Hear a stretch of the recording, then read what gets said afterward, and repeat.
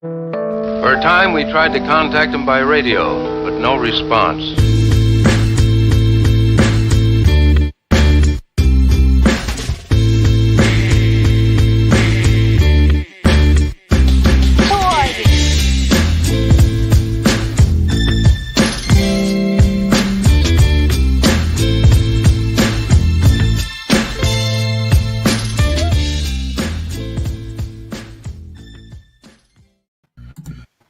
Yes, y'all. Welcome into episode 2 of Dumb Mark's Podomania Weekend. Those of you that joined us last night for NXT TakeOver recap and AEW Dynamite, the end of the Wednesday Night Wars, we appreciate y'all. Thanks for tuning in today for your favorite Saturday brunch bunch. Gentlemen, the Super Bowl of wrestling has finally arrived. Night 1 of WrestleMania. How we feeling? We excited? We ready to go? Happy WrestleMania weekend. WrestleMania weekend. Always excited for WrestleMania weekend, no matter how bad the card looks. we will get into that. We will get into that for bell to bell. How everybody good? Everybody's week went all right? I know we chit-chatted last night, but everybody's doing good? Got second vaccine this week, so I'm good. Okay, there you go. There you go. Are you vaxxed and waxed? As this saying is going around. I'm not waxed. But I am vaxxed. Yeah. This time was a lot easier. I guess for the guys, instead of vaxxed and waxed, it'll be vax and scaped for manscaping. we can do that, you know. Yeah, no real issues this time, so it was all good. Glad that's over with. Felt a little iffy on Thursday the day after, but it wasn't terrible. Was able to kind of resume a normal day. So yeah, I know my family members of my aunt and cousin got theirs scheduled to go. I got to go on and book mine. My mother went and got her first shot, and God, in the South, as they say, bless your little heart. She calls me the night before, like just calling to, say if I don't make it tomorrow, I'm like, Ma, you're going to. Oh my God. Just getting a shot, Ma. Like it's like nothing to worry about. It's all right, Mm-hmm. So I called her the next day, and it was like, she's like, oh, it was easy. I didn't even see a needle. It was the easiest thing ever. I was in and out 20 minutes. Like, you know what? This is ridiculous. But yeah, so last weekend I went and did an actual normal human being activity. Went and saw Godzilla vs. Kong in the movie theater. Rented out the movie theater. Great experience.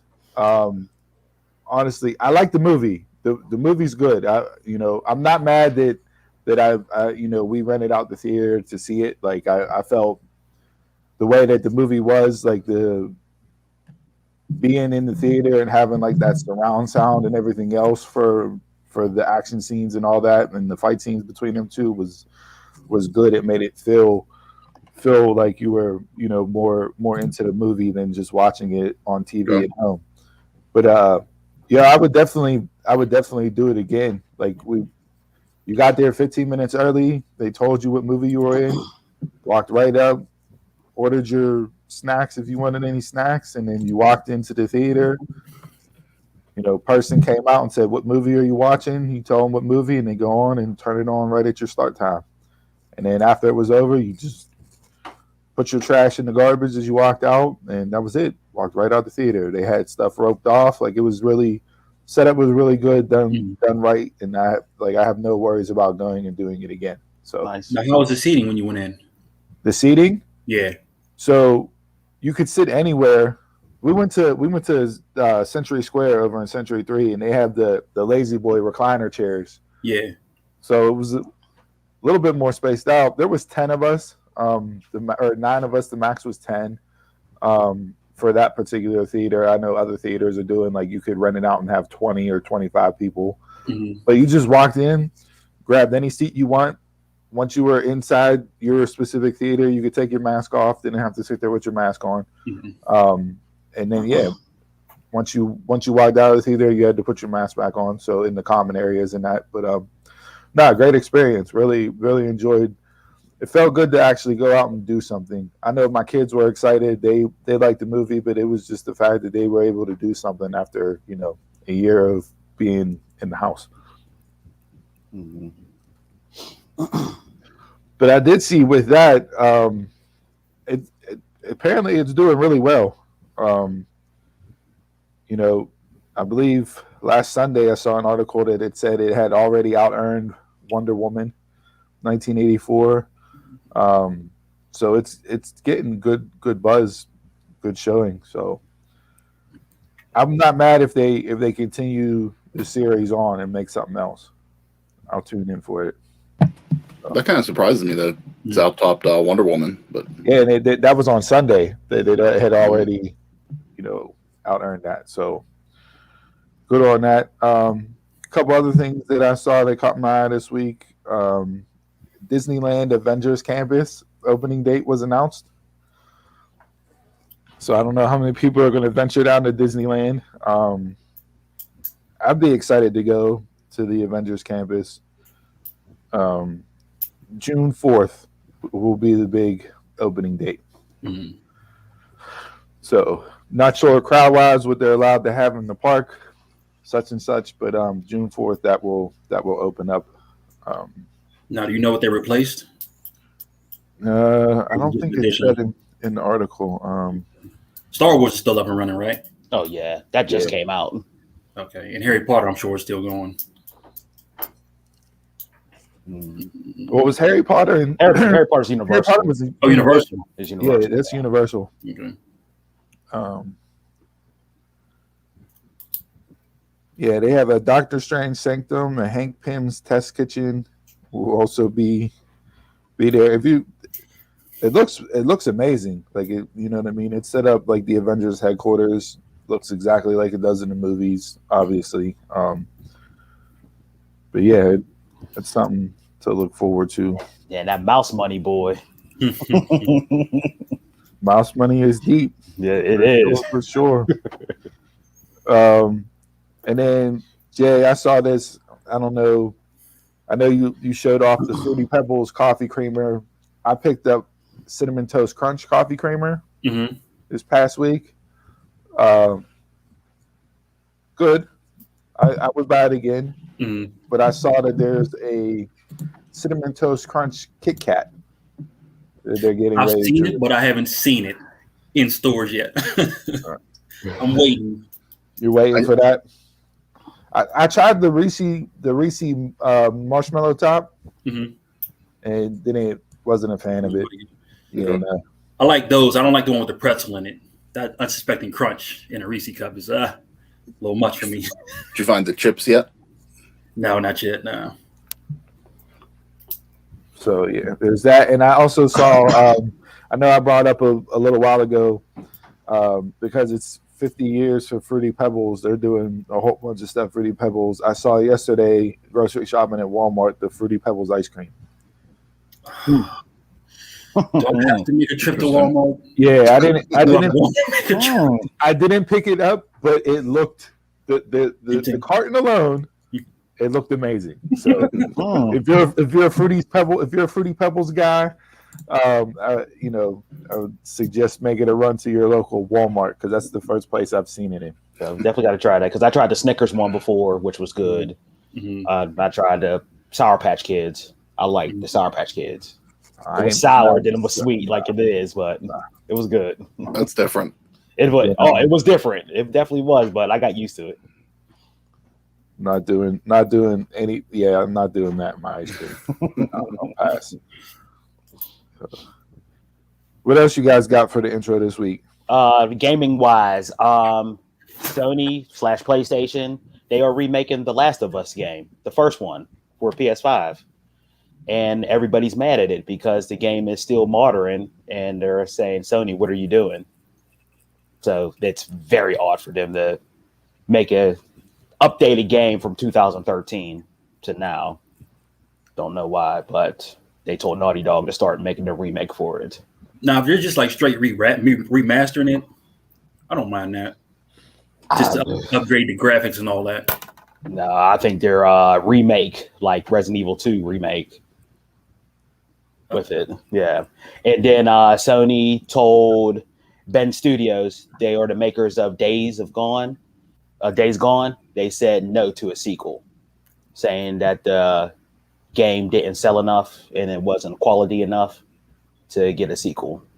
So they told them to make a new IP for their studio. IP is a new gaming franchise altogether. And that's all I have. Jay, I see you drinking Pepsi there. I tried that Pepsi Mango yesterday, and it is hot garbage. I agree. Terrible. Tastes like knockoff brand baby food. It's garbage. It's definitely really fake flavoring. Yeah, Not anything natural. I like that one better than the pineapple, but I wouldn't have bought like a whole 12-pack. Like they used to come in slim cans. I'd have bought one of those. Yeah, I just grabbed the 20-ounce bottle that they had at the registers they were checking out. I saw it. I'd even do that, yeah. But yeah, no. Nah. It's a big thumbs down in my household from everybody that's tried it. So swing and a miss there by Pepsi on that one.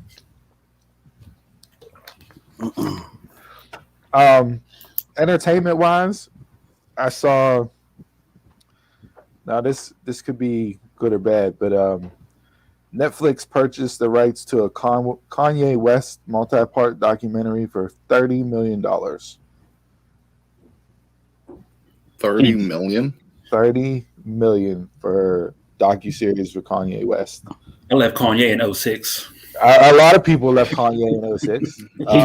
He doesn't hit on my radar anymore, so whatever. Let's get out of the podcast game and just try making content for Netflix because they pay money. Shit. Hey, like, I don't know. That could be, I like Netflix. I watch their documentaries a lot.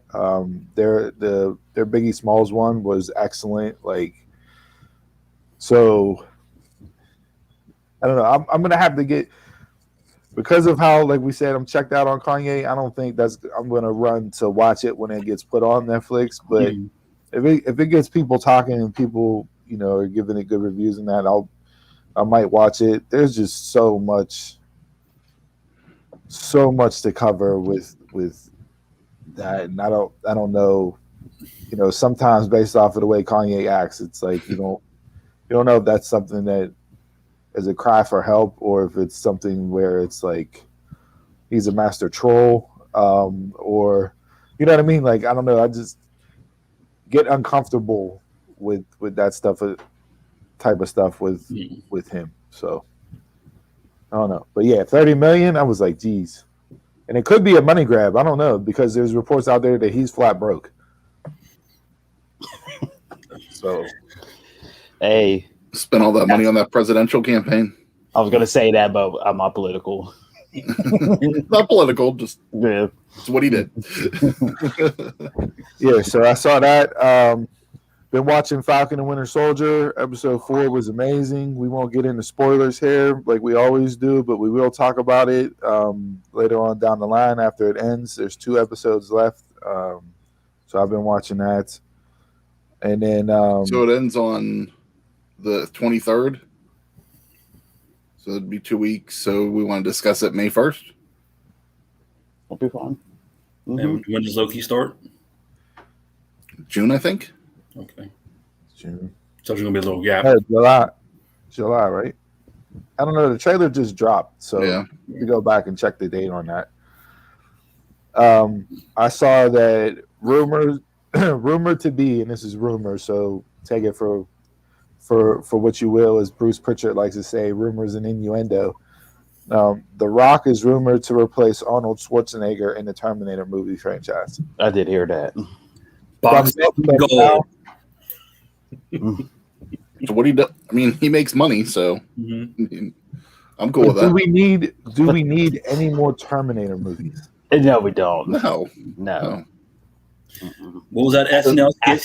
He's like the guy of sequels. Box office gold for sequels. Throw the Rock in there. Yeah. After Terminator Genesis, that should have been the end of it. I haven't seen his latest one. I still gotta watch it. Dark Fate. I heard it. Yeah, I heard it was terrible. It's so. I mean, you're not going to get better than Terminator 2 Judgment Day. Like that was the height of the movies. Mm-hmm. Everything else after that was never going to compare to it. Mm-hmm. The first one was good because it set up the second one, and the second one, like, blew it out the water. Yeah. Mm-hmm. And then on a sad note, yesterday passing of DMX. I commented out there, and this is local Pittsburgh wise. So those of you that are familiar with the area, if you weren't at Club Jets on a Sunday night, bouncing up and down with a group of your boys to Rough Riders anthem back in the day, then you never truly lived as a teen. I'm cool with that because I never went to Jets. I missed that stage. Mm-hmm. I missed that stage of life. Yeah.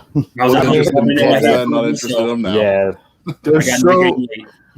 There's so many memories are tied to his music for me growing up that, like, as soon as I hear a certain song, a memory immediately pops into my head. And it's it's rare that I mean, music does that for everybody. Like, that's one of the great things about music is that it automatically takes you back to a time and place that's an instant memory that you may not have thought about in ages, but as soon as you hear a certain song, it immediately sparks some type of memory in you, whether it's getting dumped by a girlfriend or whatever the case may be. Like, to a DMX song? No, not to a DMX song. I'm just saying in general, music in general. Like, I mean, just so many memories with X. I used to got my license, driving around in my mom's Monte Carlo, banging "It's Dark As Hell and Hot," turning my bass up because, you know what I mean? Like, it's just so many things. But the man was, he had his demons. He wore his emotions on his sleeve. Went through his trials and tribulations. I'm glad to see he got his flowers, as they like to say nowadays, with getting to do the verses with Snoop. Mm-hmm. I believe anybody that listens to hip hop already knew about DMX, but the younger generation and that got to see a true legend of hip hop with him in that verses, and to get to see him and feel that and be taken back to those memories during that show was something that I'm glad I tuned in live to see, given the circumstances. Mm-hmm. I used to make like every now and then I make a gospel CD, gospel mix, just to change it up a bit, and I would always throw the prayer. The prayers, man, like those were that was some of the best part on the albums were the prayers. Like, speaking of prayers, he did the prayer for the video package for WrestleMania 27 for John Cena. Mm-hmm. Like, it was like he had that effect. Mike Tyson walked out to his song in his first fight back after prison. And I was watching the clip, and he's coming out, and it's it's 1 2 1 2 1 through, like, and as the beat's coming in, it's getting ready to drop, and it's doom doom doom, and like it's hearing it, and you have the announcer like chiming, "Oh, Tyson's coming out to some very intimidating music. I wonder if he'll be able to intimidate his opponent the same way." And it's like, but I mean, X was notorious.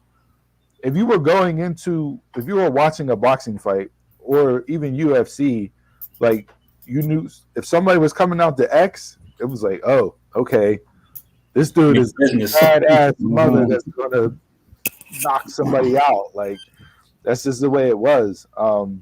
Before football games, basketball games, like, X was played in the locker room whenever we were warming up. Like, he was synonymous with a generation that lost a true legend.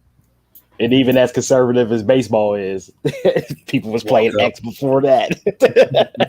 I mean, he was a character on Def Jam Vendetta. Like, he was in a video game. Like, I mean, he was in movies. Like, the man covered it all. one of the companies that I previously worked for, I was involved with a case of his, and it was like, yo, it's Earl Simmons, like working, like it was just crazy that I was, such a fanboy, such a mark as the show's name is. But yeah, it was sad day yesterday. It was one of those things where like you were outside and people driving all around neighborhoods and everything else, like you just heard DMX music being played. And I don't think, a passing like that, obviously Tupac's and Biggie's was different circumstances and everything. But like maybe when like Michael Jackson passed away or when Prince passed away, like where everybody was playing their music and like just going back through and listening, like he's one of those individuals that made you go do that yesterday. So rest in peace to him, to his family. He had 15 children. Wow. Yeah, I didn't know that. Yeah. 15 children. So thoughts and prayers to them. But he's forever a hip hop legend, and his music will definitely carry on. So thoughts and prayers to him there. Anybody got anything else for the intro? No, I kind of felt like it was a quiet news week. Yeah, not too much happening. For that, we were heavy in the WrestleMania, so yeah, very. We didn't have too much going on, but I guess now is a better time than ever to make the huge announcement from the Dumb Marks podcast. You guys called for it, you clamored for it. We appreciate the reaching out, the questions, the emails. Shout out to everybody that listens and supports the show. India, we love you. Keep downloading, keep tuning in. You guys are up there fighting tooth and nail with listeners in the U.S. as far as who has the most listeners to the Dumb Marks podcast. So don't know why we're over in India right now, but we love y'all for it. Keep it up. Absolutely. Look at us, commenting at us. We love interacting with y'all. And with that being said, time for the grand announcement. We'll get the drum roll. Terrible drum. I didn't know you were jumping. I thought you had it. And that's not a Nigerian drum roll. We'll get into that during the Nigerian drum fight. But it is official. Your Dumb Marks have merch. We are officially on Pro Wrestling Tees, as you can see by the graphic there. So go over to prowrestlingtees.com/dumbmarkspod. That is our link to our store. Support the show. We love y'all. We'll have more designs to come, but we figured we'd start it off with just a general logo, and then obviously we had to get the world-renowned, world-famous, worldwide, global sensation that is One Gotta Go with the 4 marks. And you can pick and choose which mark you want to get rid of. I have my vote, but I'll save that for at a later date.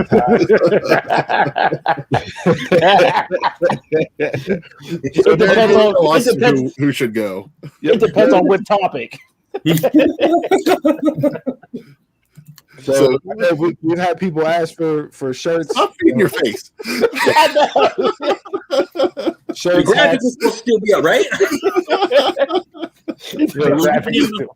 We got. I was keeping the graphic up because I saw you eating below, and I was just like, "I'll wait till he does it." And it didn't ever stop. I was looking for a chance to eat something. Like this dude never is not without a snack. Right, and you wonder why drink of the week is always bad. Because you got 90 different things on your taste buds. So speaking of taste buds, if you buy the One Gotta Go shirt, take a picture of it and let us know who's gotta go. Send it to us on social media at dumbmarkspod. Let us know who's gotta go. Let us know who's gotta go. And speaking of taste buds, Chris, your sister. It's a terrible segue. So, I'm not a professional at segues, but I figured why not?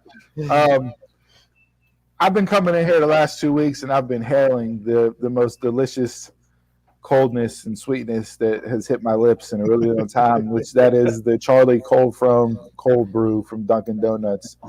Your sister got it this week. Yep. And she texted you and told you to tell Steve that Charlie is just meh. So I responded back, Chris, tell your sister that her palate is meh, and she has the taste buds of a 4-year-old. To which she replied, well, he's not wrong because I only like what? Chicken tenders. So there you go. So Steph, if you're listening, your taste buds stink. The Charlie Cold Foam is the most amazing, delicious drink ever. And you can sit there and enjoy your Happy Meal later on today. Hey, Steph, I like chicken tenders. Okay. All right. So there it is, the big announcement. Pro Wrestling Tees, we're on there. Merch is available. Shout us out. Support us. Let us know. We appreciate everybody. Go ahead, let us know. We're working on some more designs there. We'll let you know as soon as they get up and are out there. But support the show. We love you guys. And with that, let's get into what we're all here for. WrestleMania talk, bell to bell. Let's go. All right, guys. As we said, it's WrestleMania weekend. We are on day 6 already of content in a row. Day 6 on content, yes. It feels like 100. It does. It really does. I'm exhausted from it already, and Mania hasn't even officially begun yet. No, and Mania night 1 kicks off at what, 8:00 tonight, or is it 7? Pre-show at 7, 8 main card. Okay. I didn't even know he was having a pre-show. No matches. There's no matches on the pre-show because they're trying to give. As they announced yesterday, Lashley and McIntyre will kick off the show tonight. So they wanted to give something big for the first match back. Okay. So you mean to tell me that you're going to have an hour's worth of discussion on the build up to this WrestleMania? Because not going to be many highlights. Right, Jason's going to tune in right for there, Jay. Right. So let's just start. Jason's waiting for that WrestleMania After Dark after it goes off the air tonight. So let's start at the beginning of the week. So Monday we have the go home show for Raw. Donald, you got your beer? Yeah, it's Don't open it yet. Don't open it yet. No, not yet. It's not noon yet here. Yeah, we got a special beer for our drink of the week segment this week. I thought he was gonna have his Blue Moon just in a 6-pack on the side before we do. No, not right. Yeah. I'm a lightweight, so that one beer last night was like feeling it a bit. Yeah, so you get Raw this week. It did nothing. We can skip over Raw, really. It did nothing at all. No. I don't know. Like, give me honestly, Jay. Give me one bright spot from Raw. Did you even say Bad Bunny? Nah. Honestly, I can't remember. It's Monday. My memory goes back to this morning. All right, so let's just. It was bad. This has nothing to do with WrestleMania, but let's just talk about graphics. Okay. There was a famous wrestler who was a longtime commentator who still does some commentating and is also an active role in AEW as a manager right now. And he used to have a saying for a certain female tag team or singles entrance that would go, "Let the pigeons loose." Matt Riddle, first off, but it changes. It changes into the ring. It changes. Kicking off flip flops. It changes. It's just corny to begin with. You got to keep watching it. It changes. So each time he kicks off the flip flops, they throw different graphics out there. Not every time, but it changes. Well, this week he kicked off the flip flops, and I had multicolored LSD trip birds fly at me. Mm-hmm. And it was something to do with tweets. Like it was a reference to tweeting. And it was just god awful terrible. You're switching it up for you, man. No, it did.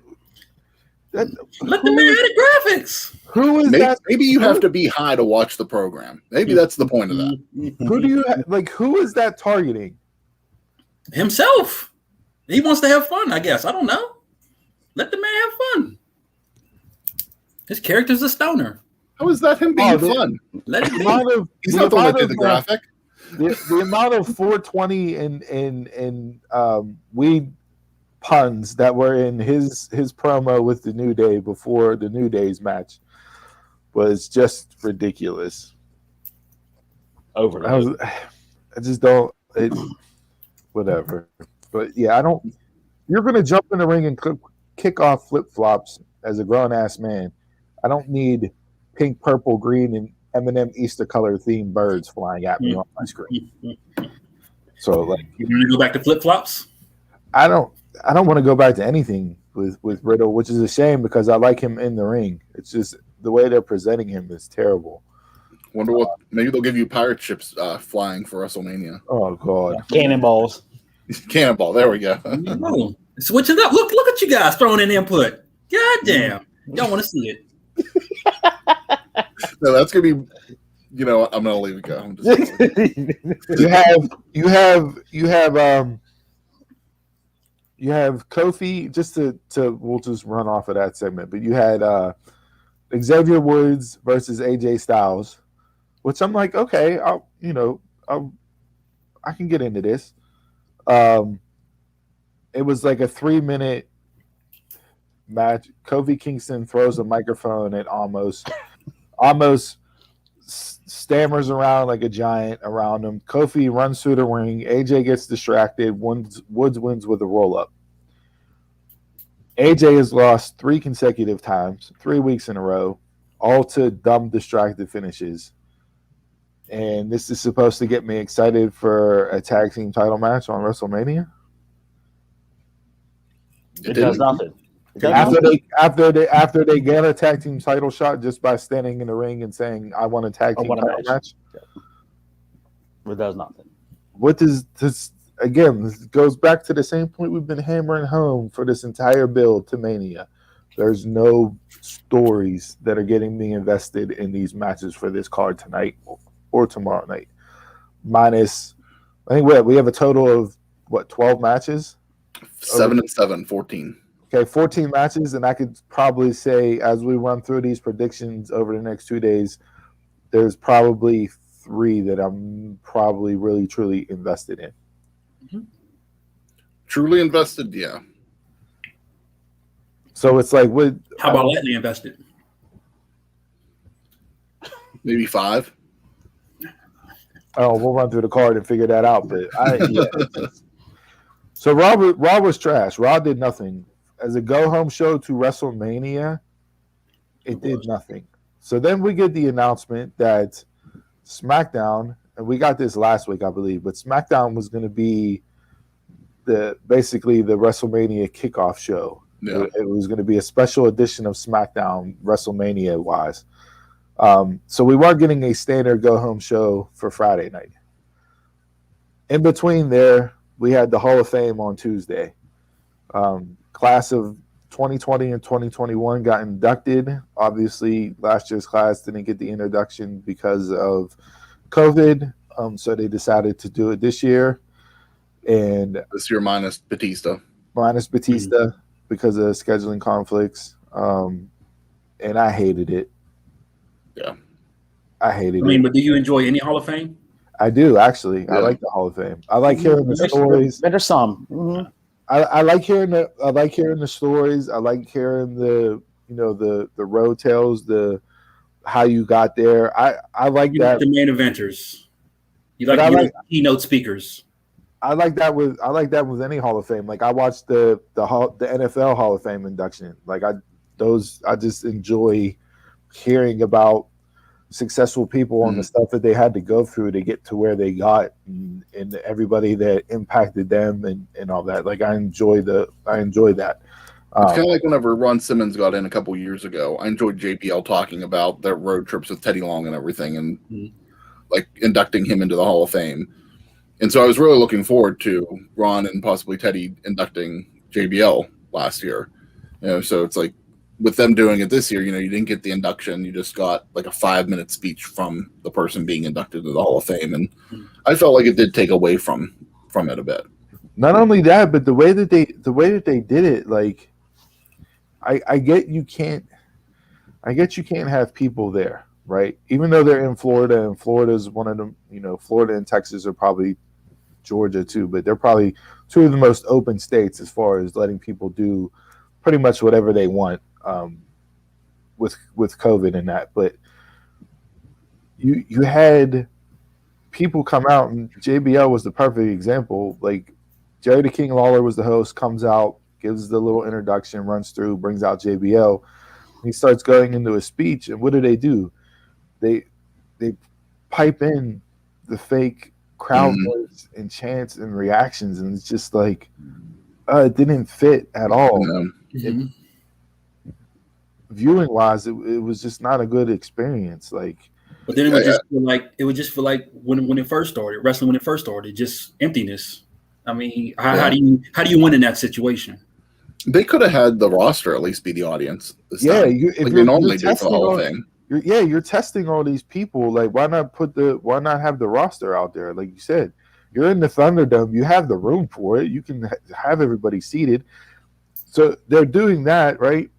So you're having the wrestlers come out on stage and talk into a microphone into an empty arena with just people's faces on LED boards. Mm-hmm. So that's awkward enough. Like, as a speaker, like, to go out there and to speak and to show enthusiasm and everything else. Like, how do you do that with just faces on an LED screen? Like, whatever.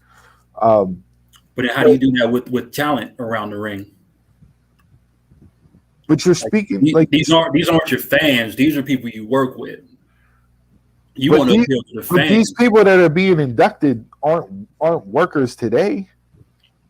And the people that are sitting in the stands, whether it's main roster people or NXT people, those are going to be people who are obligated to be there. But also people who looked up to them. Exactly. But people who are obligated to be there. So if you on the roster said, "Hey, you got to sit here and watch the Hall of Fame." You're not going to have them sit there and watch it, but you're going to have them get dressed up and walk down a fake red carpet. I mean, they're probably in the back watching it anyways. Why not have them out front? They had a fake red carpet where people were cutting interviews on the red carpet with fake photographer cameras flashing and fake camera noise, like paparazzis yelling, "Hey, over here, look here, look here." Like, come on, what are we doing? Like, why are you trying to give off something that it's not? What can you do? You can see like the pit when they normally do a Hall of Fame, but like all the current wrestlers, there's no reaction on some stuff. Some of them, yeah. It's not everybody, but it's not everybody, but it's Unless you could have told them to play it up more. Then don't do it at all. Don't do the Hall of Fame at all. If it's not, if it's such a fan interaction, as you're saying that it is, and that the wrestlers don't care to be there because they're obligated to be there. Look at Goldberg. Goldberg came out after a 4-hour Hall of Fame speech where people had to sit through 35 minutes of what's his face? With the overalls. Hillbilly Jim. And people bounced. Yeah, people. So people left. Goldberg, because that's whenever they realized, hey, we got to put time limits on these people and get them off, because the main headliners aren't getting the flowers that they deserve for being the headliner. But you can't have Hillbilly Jim up there talking for 40 minutes. Give me a 3-minute cut and you're out. Like, sorry, it is the way it is. That was the one thing I did enjoy about the Hall of Fame, is that there were time limits. So I think some people should have gotten more time to talk, but at least the people that I really didn't want to hear, like, they put Ozzy Osbourne, they put William Shatner in. I think Ozzy Osbourne barely talked for a minute on his. He was just like, "Thanks for it," and okay, good night. And it's like, cool. That's all you need. You don't need some big speech from them. So, for all that, they just could have did like at a regular award show. It was like, oh, he can't make it right now, but here he is on the Jumbotron. Hey, thank you for being in the. Hey, thanks for me being a part of the Hall of Fame. Say a couple things, and that's it. Yeah, it served no purpose other than just getting content out there, which is a shame based off of the people that went in. And William Shatner and Ozzy, and Great Khali. I don't remember if there was any other ones. They all did theirs via satellite, so they were. Yeah, they could have did that. Mm-hmm. Yeah. The whole So thing, the whole show don't could put have it- did that. Like, don't put on this facade of it's an actual event when it's not an actual event, because you're piping in fake photography. So You know. the Thunderdome. So what? So the Thunderdome.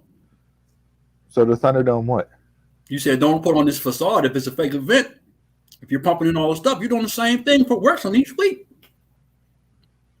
But that's the actual. but that's the actual. That's a job. Yeah, like that's the actual show. And that's their job to get up there and accept an award for being in the Hall of Fame. No, it was not needed. It wasn't needed. What they did for it was not good. I don't need Hulk Hogan giving me a promo on his beach shop. Hey, Hogan That's Hogan. Regardless. Hogan's going to go into business for himself no matter what. That was him. And him talking about a night 2, brother. You ever know what's going to happen, brother? Night 2. I don't know what he's talking about. WrestleMania 9 all over. Yeah, he had the WWE shop, NWO belt. He's sitting there going, I don't know, maybe on night 2 I'll defend it. Come on. I'm glad I didn't watch it. So I say it was just. It You wasn't. would have got this at the regular Hall of Fame. Yeah, You you definitely would would have have. got the same thing. Yeah. That. He's doing something. He's going to be 24/7 champ or something. He's doing something at this event. No, that don't pay enough for him, brother. That triple threat on night 2, fatal 4-way. All right, so that was Tuesday with the Hall of Fame. Friday night we get our WrestleMania edition of SmackDown. Honestly, for this show, all I needed was the 3 promos. That's it. That's it. The show could have been a half hour long, and I would have been fine. Bryan's, Edge, and Roman's promo. That's all I needed from the show. You didn't like the tag? I didn't like the tag. No. I enjoyed the tag. Mm-hmm. I'm just glad you didn't put it on Ray and Dominic. I didn't. The way they. If they would have put it on Ray and Dominic last night, I wouldn't even been on the show today. Yeah. Yeah, I didn't enjoy it. Didn't enjoy it. You have. I didn't mind Uso winning the Andre the Giant Battle Not at Royal, all. I like that. Mhm. but I'm just watching it and I'm like, Nakamura was wrestling AJ Styles for the WWE title in 2018, right? Yes. Mania 2018, whatever one that was. And fast forward 3 years, he's in the Andre the Giant Battle Royal, and AJ's tagging with Omos for the tag team belts. It's like, what are we doing? Mm-hmm. These 2 guys should be main eventers.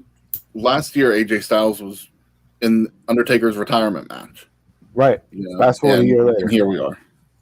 There's no reason for it.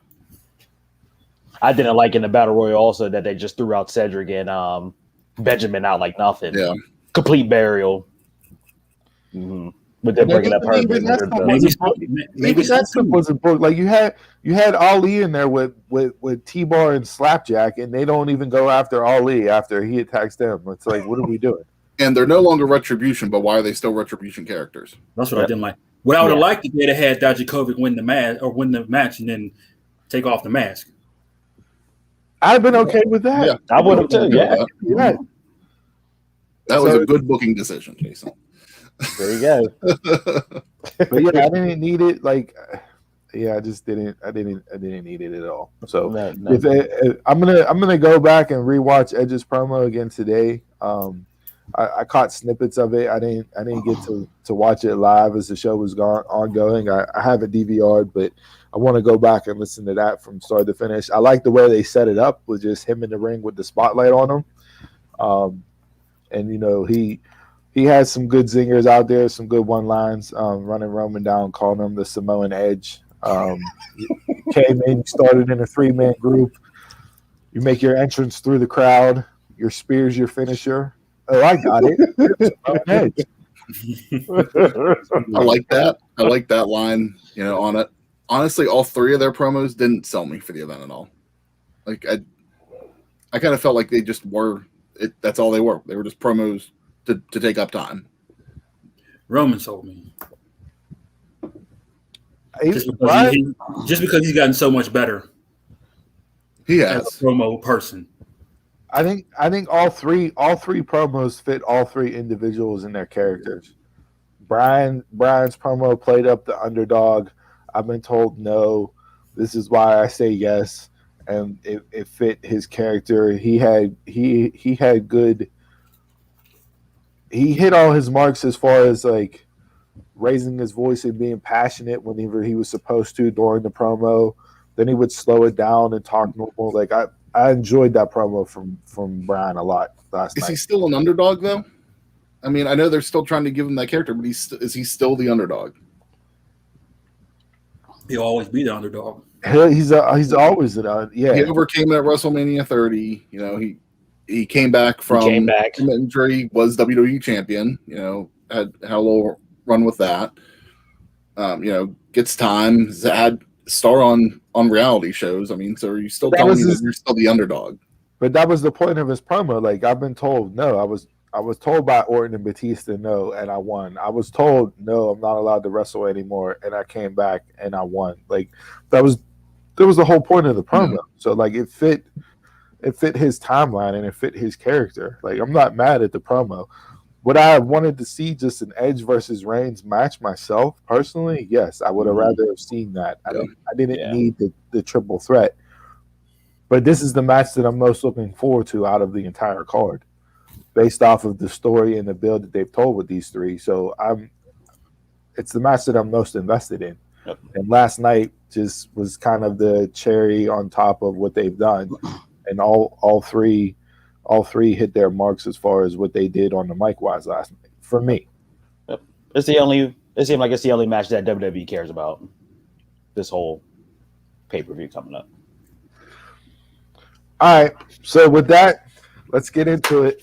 Time to break down and discuss night one of WrestleMania. Let's go. So before we get into that, last night they did announce that the main event of night one is going to be Sasha Banks defending her title against Bianca Belair. So with, you know, the women main eventing night one of WrestleMania, which will be the second time women have main evented a WrestleMania show, Fox kind of posted this graphic recently. Who's the greatest women's superstar of the women's evolution? So before we answer the question as far as who's the greatest superstar of the women's evolution, let's just look at this graphic for a second, right? Three of these women aren't even on this WrestleMania card. The two champions are, but neither one of the stories being built going into Mania for both champions has been good. And the last superstar on here was probably one that's done the best character work over the past year, and she's not even wrestling on the card. She's going to be managing somebody who's wrestling on the card. So with all that being said, have they done the women justice with WrestleMania this year? There's some excuses you can make though. Becky. Okay, yes, you had a child. No, Becky's out. Right. Alexa can't be in the main event role. Alexa can't be in a main event role. I don't think she can. I don't think with injuries, you can put her in a main event role, or maybe she's not comfortable being in the main event role, or they're not comfortable with her being in the main event role. Just because of her injuries? Just because of her injuries. She was one of the best champions they've had in the women's division since the evolution started. True, but like I can buy that. They're being cautious with her. Don't she hasn't really wrestled too much. Since she's turned into the Sister Bliss, as I call her, instead of Sister Abigail, but Sister Bliss, she hasn't really wrestled much since she turned into that. I believe her last match has she wrestled since she's come over to Raw? And even in the tag, you're not taking all the work. So, but yeah, I mean, she had like top four there in the tag division. there's no excuses to why you don't have Charlotte or Bailey on this WrestleMania. None. Especially Bailey. Charlotte had this little situation. Well, and we don't. You want to reinsert her back in? We don't even know what's true and what's not true with that. But you're going to reinsert her back in after you just pulled the trigger on Rhea? And if you made it a triple threat, y'all be pissed. Did she? I mean, they couldn't even done Charlotte and Bailey just to give them both a match. It could have been it could have been a Raw versus SmackDown match. Yeah, like they had before. They've done that before on Mania. To me, Bailey is the only legit snub, and I'm not sure why she's off the roster. Yeah. Everybody else kind of has a reason. I don't know why Bailey's left off the card. Yeah. After the 2020 she deserved a match at WrestleMania this year. Because remember, we was clamoring for her and Sasha to be the main event for this WrestleMania from the way that stuff played out last year. Yeah, the way WWE runs is that it runs from the night after WrestleMania to Mania. That's the season, and for as great of a year she had, there's no reason that she's not on the card. And like I said, if she's not going to wrestle, you need to have her do something. Do a ding dong hello segment, and then you have a surprise on that. And we've talked about that on the pod before, where you could have Becky come out, you could have Charlotte come out, and strike something up between them two, or you could have Ronda come out. Yeah. Rumors are that Ronda's on her way back at some point in time. So if you want a surprise, you can have Ronda come out and have Bailey and Ronda go at it. Like, she has to be on this card at some point. I just feel, with these 6, take Charlotte's stuff out of it. I guess technicality between the false pregnancy test and her getting COVID. But even before that, you weren't sure what they were going to do with Charlotte, because the original plan was for Lacey to beat Asuka, and then Charlotte and Lacey at Mania. That was the original plan. Mm-hmm. And look how many times that changed. But then Lacey got pregnant, so you had to drop that storyline. Okay, great. So you dropped that storyline, but then they did nothing. It was like there was nothing at all, and now you're getting Asuka and Rhea. Charlotte Carter shot at Asuka. Yeah, she did. That's what I guess that was supposed to happen next, and then that got thrown out the way. Mm-hmm. Because she disappeared. So then you slide Rhea in there, and now you can't go back from that. No, it's just, and they're basically telling the same story. They never adjusted. Yeah, they told the same story, only they took Rhea and Asuka and just did a 2-week thing with it. But it was the same story as Bianca and Sasha. Bianca Sasha, yep, the same story. But your plan changed 3 times within a month. What are you going to do? But you don't have to. Your legit plan changed 3 times. You got a backup, a C option, a D option, on standby if this stuff don't go right. So there's the problem with the women at all, and this is what Carmella was getting at with her tweet. If you have a 3-hour show and you have the women on it less than 10 minutes for 3 hours, you're never going to have women tiered up to go, okay, X happened, so now we need to bump up Y. It's never going to happen. On both shows, if you look both shows wise, if you're not fighting for the title, it's rare that we ever get a second or third women's storyline. Here's a question. So about 10 years ago, they toyed with the idea of possibly, just because they had so many women on the roster, doing just a women's only show. Do you think that would better fit, for storylines for them? Yes. They had their own show instead. Yes. I said that whenever the rumor was out that they needed to do it.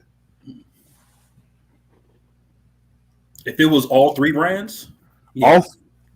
If it was all 3 brands, if it's small and if it's SmackDown and Raw, no.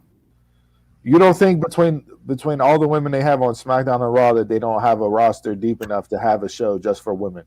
I think they have a roster deep enough, but I think the creative will be complete trash on it.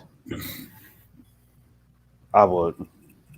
I just don't like anything that they've done, and to me, it's just been lip service. Oh, we're doing this women's evolution. They had the evolution pay per view once. Why is that not an annual thing? Because Ronda's not there. That's what they banked it on. So that's not even an annual thing. And then the only reason why we're getting Sasha and Bianca as the main event is because of the outrage it got when it was announced that Drew and Bobby would be main eventing. It's the only reason. The only reason why they made the change.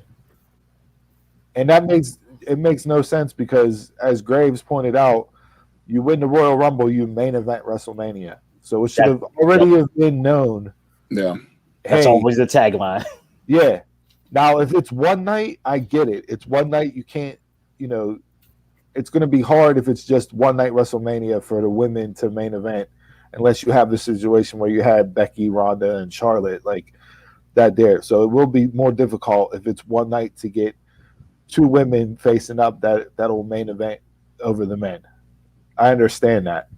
But in this instance, we knew it was going to be two nights. It was the winner of the Rumble gets main event. So why did we have to go up until last night for them to make the announcement? Yeah. It's just them being tone deaf with things. I agree that Corey brought up a great point. I think that the logic made sense. Yeah. For it to be night one, night two main event. Easy peasy. Yep. That's always the tagline. When you win the Rumble, you main event WrestleMania. Yeah. So I just I don't, I feel over two nights that we're getting two championship matches because they're women's belts, so they need to be defended. And then the third women's match is a tag team turmoil match night one that's going to lead to a championship match night two, which where did I see that story? Oh, so they ran on NXT. Let's have the gauntlet match the night before to see who faces the North American champion for the belt. So you're recycling the same story again. And I'm as interested in the women's gauntlet as I was in the NXT gauntlet. And you only did it to throw the women out there to show, hey, they're on the card. Yeah. Mm-hmm. I'm interested in it. But why are you interested in it? It does nothing for them. It's just thrown out there to placate to put them on the card. Hasn't that built up to Tamina and Natalia at all? No, it hasn't. Okay. I think besides Natty's Talking Smack segment, what have they done to build them up? Destroy the roster. Have you been watching? With attacks from behind, that's building up the team. That's how they roll. They're heels. They've been getting time, which is a hard thing to do. I don't know. I can hate everything about they've done with the women for this WrestleMania. And I was the one way back in November saying if you don't slow play Banks and Bailey and have them main event, then I want Sasha and Bianca in the main event. I got Sasha and Bianca in the main event, but with the worst build for Sasha and Bianca. That was my favorite match going into Mania season was them two, and now it's like I'm so disinterested based off the story that they told that it makes me disappointed because of what it could have been and what it should have been. Mm. To me, you don't need a storyline. You won the Royal Rumble. That's your match, regardless. You don't need a storyline. You won the fight. I don't care about a storyline. They did that, but then they tainted it with them being tagged and going through those two pay-per-views, going for the tag belts. That's so they can turn on each other. I don't know. But you didn't need it. Oh, but you need a storyline. Y'all don't want clamoring for a storyline. See, there's always a story between the winner of the Royal Rumble and the champion. But you don't need it. They won the match to be in there. You don't need it. So you just have them sit away from each other for 3 months, 2 months. To me, I wouldn't care. She won to be in the match. I don't need a storyline. You won't get the match regardless. But it's your Super Bowl. It's your headline show. Like you need to have this is our disagreement, me and you, all the time, is that you're fine with just the wrestling, and pro wrestling is not just wrestling. It's Pro never wrestling been is just stories. wrestling. It's never been just wrestling. There's always story, and it goes hand in hand. It's peanut butter and jelly. It's never just matches. I don't need storyline for that, just like I don't need storyline for Money in the Bank. Cash in when you cash in. But that's I don't need storyline for that. That's an apple and oranges comparison. That's not even the same thing. I don't need storyline for Money in the Bank. Somebody cashing in. That's the whole point of the briefcase. That's a lottery. It's like, there you go. But they give you storyline each time.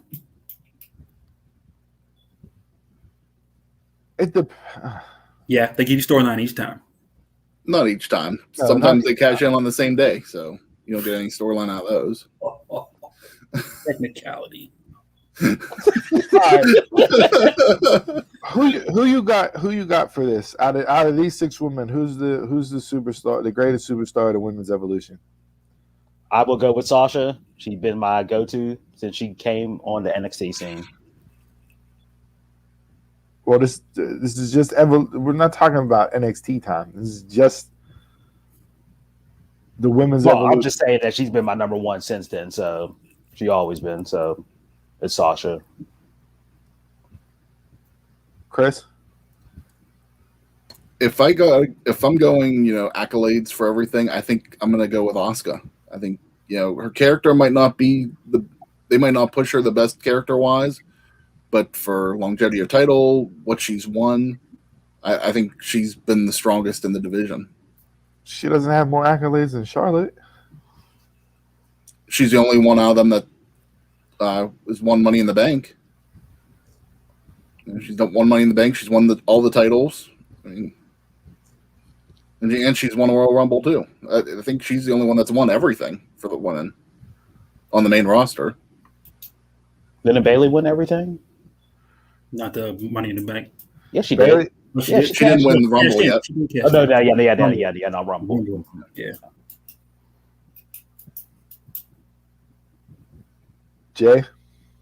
I'm gonna go.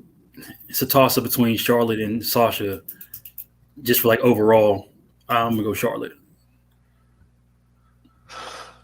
To me, Bailey is the best in ring to me, but she doesn't have the total package just yet. I think there's an argument for all of them. There is. Yeah. It's not even that there's one easy choice on this. I think there's an argument for all tough. of them. Yeah, it is tough. What does Bailey still have to do for you? Just her mic work. See, I think she's completely. I think she's good on the mic. Yeah, I'm not sold on. Especially when since she turned heel. I'm not sold on Bailey on the mic. I think she's okay on the mic. Yeah, she's like an AJ on the mic, like an AJ Styles. They can do their job on it. It's just hit or you're miss. not coming for the promo. Yeah.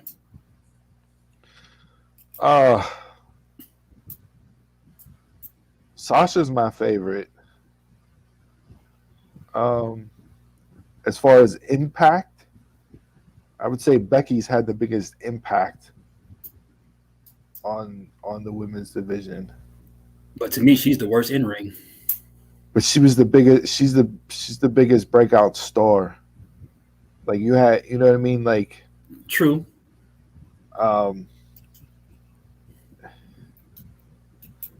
Asuka, I don't think they've done Asuka any service with the way they've booked her since she's been on the main roster, regardless of what she's won. She's been booked terribly. Alexa's been out injured a lot, but Alexa, when she was in the ring and was champion, was great, and her character work is probably the best out of all of them. Yeah, she's the most improved, definitely. Oh yeah, like they're putting Charlotte in that Walking Tall show on USA. If you put these 6 women and said who should go to Hollywood to do something, I would pick Alexa. Absolutely. Yeah. Sasha was good on The Mandalorian. Becky was good on the mini. I didn't see You that. probably didn't watch that. Oh, the Marine. Oh yeah, she was good in the Marine. Mm-hmm. So I don't know. There's to me, it's like splitting hairs here. So I don't know. I'll say Sasha just because she's my favorite. But I mean, like you said, you make an argument for just about anybody on this list, Yeah. and not be wrong. So, all right. Well, that kicked off good conversation there, good talk, led into some of the issues that we face with Mania itself. So, let's get into Raw is Mania because that's what Night One feels like, an episode of Raw. So I'll do the opening match, and then we know that the SmackDown's main eventing. So that's how we'll start with the WWE Championship, and then but in between, what it is. So we'll just go randomly with that. See, I don't like them opening up with that match either. I like surprises at Mania. Be like, oh, like which one is next? Which one is next? Yeah. Mm-hmm. I'm not a big fan of the championship being the first match, but I get for this year I can understand it a little bit. I'm fine with them opening the show with this. I don't like that they announced it beforehand. Paul Heyman was, I think it was Heyman. See on, is it Heyman? I was listening to something this week, and it might have been Heyman on Pat McAfee's show. I could be wrong. Or maybe it was Mansuri on him and Madden's podcast, but they were talking about Brock and Seth going out there and being the surprise to kick off WrestleMania a couple years ago. It was a surprise. Yeah, and, it got the crowd going, and it was Brock's idea, because right up, I think it was Mansuri. Yeah, it was Mansuri because he was like, less than an hour before show, I'm getting stuff over my headset. Hey, Seth and Brock are going first. And it was Brock's idea to start off Mania to get the crowd hot because it's something that they wouldn't never have expected to open up the show with. I'm fine with them doing it again here, but I wish they wouldn't have announced it. But I get it. You're not main eventing with the men because you're putting Sasha and Bianca on last. And Drew said that he's been fighting for wanting to be the first person out with fans in the stand, so you can get that reaction. So I'm fine with them going this way. I hope this doesn't lead to Drew going over to get his WrestleMania moment in front of fans. That's where I feel it's going. Yeah, that's why I'm kind of soured on it. Mm-hmm. Hopefully, I have low expectations. That's what I'll put. I told you guys my biggest fear with this match is that Drew wins, and he's champion, and then MVP, Lashley, Cedric, and Shelton are just back to floating buoys in the middle of the ocean because they broke up the Hurt Business. They lost the IC titles. Lashley loses the heavyweight championship. So what do you do with him now? If they put the title on Drew, there was no point of taking the title off The Miz. You could easily have The Miz be the guy here. Yeah. I would have rather seen The Miz take the loss than have Lashley lose after the way they built up Lashley. Because that's all you're doing. You built him up for a few weeks just to lose then. Because the Miz could have put in that ultimate heel work. We know he can. Yes. Mm-hmm. And I think, if they would do this to Drew, like just give him the win in front of the fans, it's like it still doesn't make sense because you're going right back into the Thunderdome for a few more months. Yeah. So why is he got to be champion in front of no fans again for months whenever he couldn't pull it off last year? And then why give Lashley all that new intro, stuff? What I'm hoping is the Hurt Business isn't broken up for sure. Yeah. I'm hoping. That's what I'm hoping too. So you're hoping the swerve here is that, but they're not allowed at ringside. Drew beat them. They're no longer part of the Hurt Business. Never thought of that. Or take it outside the ring. I don't know. Go ahead, Freddie. Prinze. That's two good booking decisions. Freddie Prinze Jason. With that little tidbit, you got me interested in watching the Seahawks. You've done more with a 2-second line than creative has done building up this match. I was getting me interested in it. I'm going with Lashley. I want Lashley to retain. Trying to understand booking wise and what they're going to do, and where they go, what they see moving forward.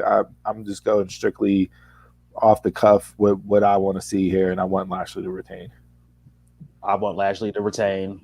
As I mentioned before, Drew had his time with the title. I'm done with it. Yeah. I want Lashley to retain. All right, so we're four Bobbies in a pod here. Yeah, we're not doing NXT tonight. This time, we're not going with what should go right. We're going with our guts. All right, let's get this shit out of the way. Bad Bunny and Damian Priest versus The Miz and John Morrison. So this was the obvious plan, from Rumble when Bad Bunny did the bunny hop up off the top rope, and slipped doing the crossbody. Bad Bunny has grown on me over this time for it being the celebrity entertainment match.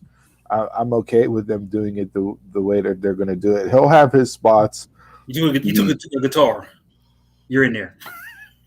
Yeah, I'm okay with this. Obviously, I think Bad Bunny and Damian Priest win. I don't see Miz and Morrison going over here. They'll do the honors and. Can we please get something for John Morrison, please? He came back for nothing. Yeah. Came back for a paycheck because they haven't done anything with him. And he might be booked worse now than what he was in his last run with the company. And he was great everywhere else he was before coming back to WWE. He was great in Mexico and AAA. He was great in Lucha Underground. He was great in Impact. He had buzz. He had, same with Shelton. Shelton was on fire before he got back in with the WWE. Mm-hmm. And then he comes back and it's like, oh, we'll just plug you back into your same old spot where you were before. Until he got put up with the Hurt Business. Like, get Miz and Morrison away from each other. If they're not going to get a run as tag team champs for a long time, then get them away from each other. Let Morrison do something else. Please. Well, not Morrison, but I like it because Mrs. Rowe, he has so much going on. You can be this guy to just come out and do the stupid stuff. Like if he wasn't doing the show, I would like a more serious role out of Miz. The Miz has gotten drafted at every draft so far. Mm-hmm. So if they move the Miz to SmackDown the next time, Morrison has to stay on Raw. Just break him up that way. Mm-hmm. Get Damian Priest off my screen and out of my company. Yes, thank you. That's the real reason I hate this match. Hey, it's not Bad Bunny. I don't like Damian Priest. I'm not sold on him at all. Everybody else is. All the higher ups in the company love Priest. And like what he's done. It's just like Corbin. So, I got a feeling you'll see more of him moving forward. So hopefully he's up in the jobber role. Dang, yeah. I wouldn't mind seeing him chase for 24/7 championship. King Damian Priest soon. Don't dare put that in existence. I was more interested in seeing Bad Bunny just fighting the Miz. That's what I thought it was going to be because he said that Priest and Morrison were kind of injured. So they weren't sure. Yeah, they weren't sure if both of them were going to be cleared medically before, which is why they first went with the singles announcement, and then obviously they're both cleared to go, which is why they're going on tonight. I forgot to bring this up when we were talking about SmackDown. Not to backtrack here, but I just thought this just goes to show booking wise, right? Rude and Ziggler last night defending tag team titles on SmackDown. It's the first time they defended them since they won them 3 months ago. So again, it's like, what are you doing? I don't care about those tag titles at all. Since they put them on, I could care less. But you can say that about everything. They did the same thing with Asuka with her defense. It went months and months before she didn't do it on pay-per-view, but she did have a couple title matches on Raw. But it's the same it's the same, thing over and over again where you're having champions. I wouldn't care with them two guys if you played that into their character. But why couldn't you just kept the title on the Street Profits? If You're going to do nothing. They were fine with it. It was getting old for me. As much as I like the Street Profits. But they're still on TV every week. I know. I want champs for long times. Mm. That's my thing. I didn't mean to sidetrack. I forgot to bring that up, and I looked down at my notes. But I just thought that was interesting. It's like, hey, another title reign where it's a tag team title reign, and it hasn't been defended in months. So, does anybody think the Miz and Morrison's going over? Everybody pretty much. No, absolutely not. No. Because celebrities never lose at WrestleMania. Yeah. All right. So we're talking about SmackDown tag title. Let's go into the Raw Tag Team Championship. The New Day are the champs going in against AJ Styles and Omos. Can care less about this match too. Yeah. And this terrible booking for AJ. I want to see what Omos can do. That's all I want to see. I'm not expecting much of anything. Put a put tape on of Titus O'Neil and you got Omos. I'd rather see Titus have a match. I'd rather see Titus have a match too. I like Titus. I just want to see what he can do. That's all. He can do big man stuff. I have no interest. I don't expect AJ and Omos to win the belts. I enjoyed their segments together. I didn't mind those. I don't know. We'll see. I was entertained. So I mean, say they would put the titles on AJ and Omos. So I mean, then what is that? You're just putting the title on them for whatever amount of time just to give the New Day another title reign, like another number. You still got Benjamin and Cedric. What if But then that's it. Her business, but they stay together. Yeah. So If Lashley retains the title, I would like to see Benjamin and Cedric get the titles again. Oh yeah. So it's baby faces because they won't be here.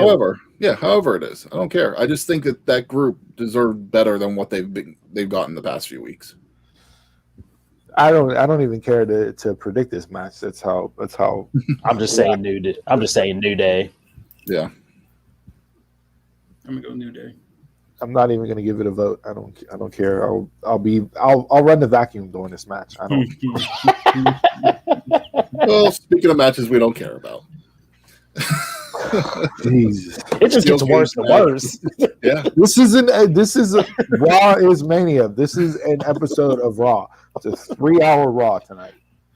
There's really 2 SmackDown matches. That's it. So I got the steel cage match between Braun Strowman and Shane McMahon.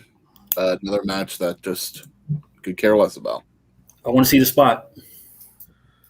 That's it.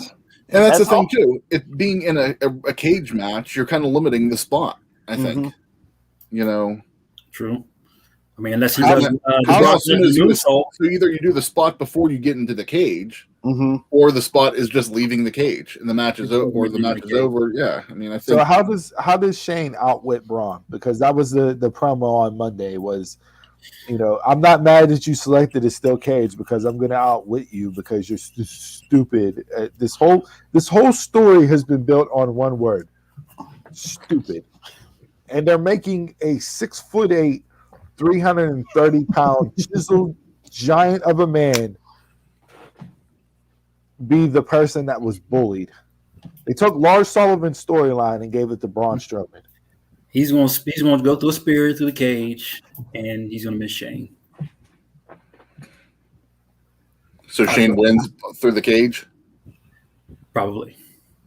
Or So you're gonna do the Big Show spot with Braun? Big Show spot, or the JBL put through the ring and just crawl out. I go through the cage. I'm stupid show. I mean, I'm expecting Braun to win. I mean, this is just the David Goliath match of and of the bully, having to overcome, or the guy being picked on is overcoming the bully in this match. It would have been different if Braun was being the bully. You can't have Shane be the bully to Braun. Yeah, but they kind of do this story with Braun, like whenever they've done the real interviews with him, not character stuff, where he was bullied growing up a lot. That's even fine, though he but was his big, entire- and I think that's Well, come on, just get them big. trying to be, you know. But his entire run, he's been known as the monster among men. And Yeah. you mean to tell me that he's the one that's been bullied? Doesn't make any sense. No, I'm not saying it makes sense. To me, the last Shane storyline I've been interested other than the spot was him and AJ. Okay. Him and Taker was good. Was that before him and AJ or after? Yeah, that was Wait a minute. before. That was It was before. before. Yeah. Him and Shane was arguably match of the night, or him and AJ was arguably match of the night of that Mania. Was that the opening match or was that the second? I forgot. That was the opening opening? match. Yeah. Yep. Mm-hmm. Yeah, that was Like you can bring Shane back for the pop. I don't need it. I never need Shane on the mic or doing segments. I mean, you knew when Shane came back 2 months ago that he was back for a match at Mania. You didn't know at the time why, or who or why, but as soon as they This brought has been Braun out, awful. I knew that's where it was going. I called it that night. I said this is going to be the match at Mania. it's terrible.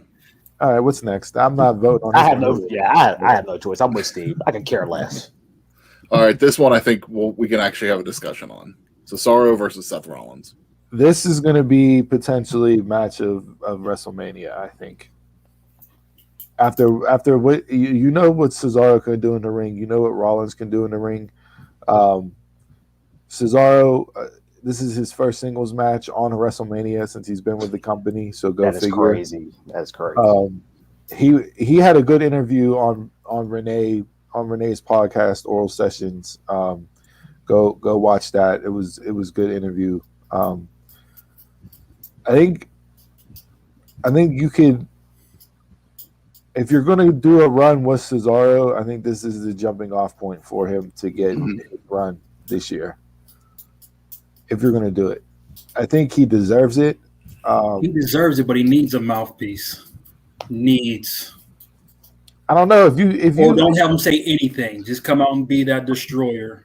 If you give me the Cesaro from Talking Smack and let him go out there, and I think he said it. He brought it up on her show. He said that the reason he felt that it went as viral as it did is because it was him being natural, him speaking the truth, and because he's done the body of work that he's done in the ring, the words hit home even more to people, which is why they bought into it. So, like, and we've said before, if you give me that version of him on the microphone, and it doesn't got to be every week with a talking segment, but if you pepper that in throughout a build for him, then I'll buy it even more and get me to believe in having him go and chase after the main strap. Has he even had he's never even had a heavyweight title shot. I don't think so. No. So come on, to somebody to be as good as he is in the ring, to not ever even challenge for the title is just baffling to me.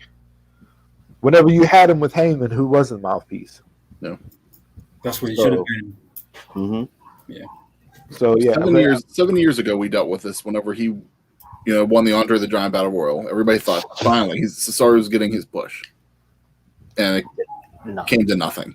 He's always been one of my favorites. I've always enjoyed Cesaro. Even back in Ring of Honor,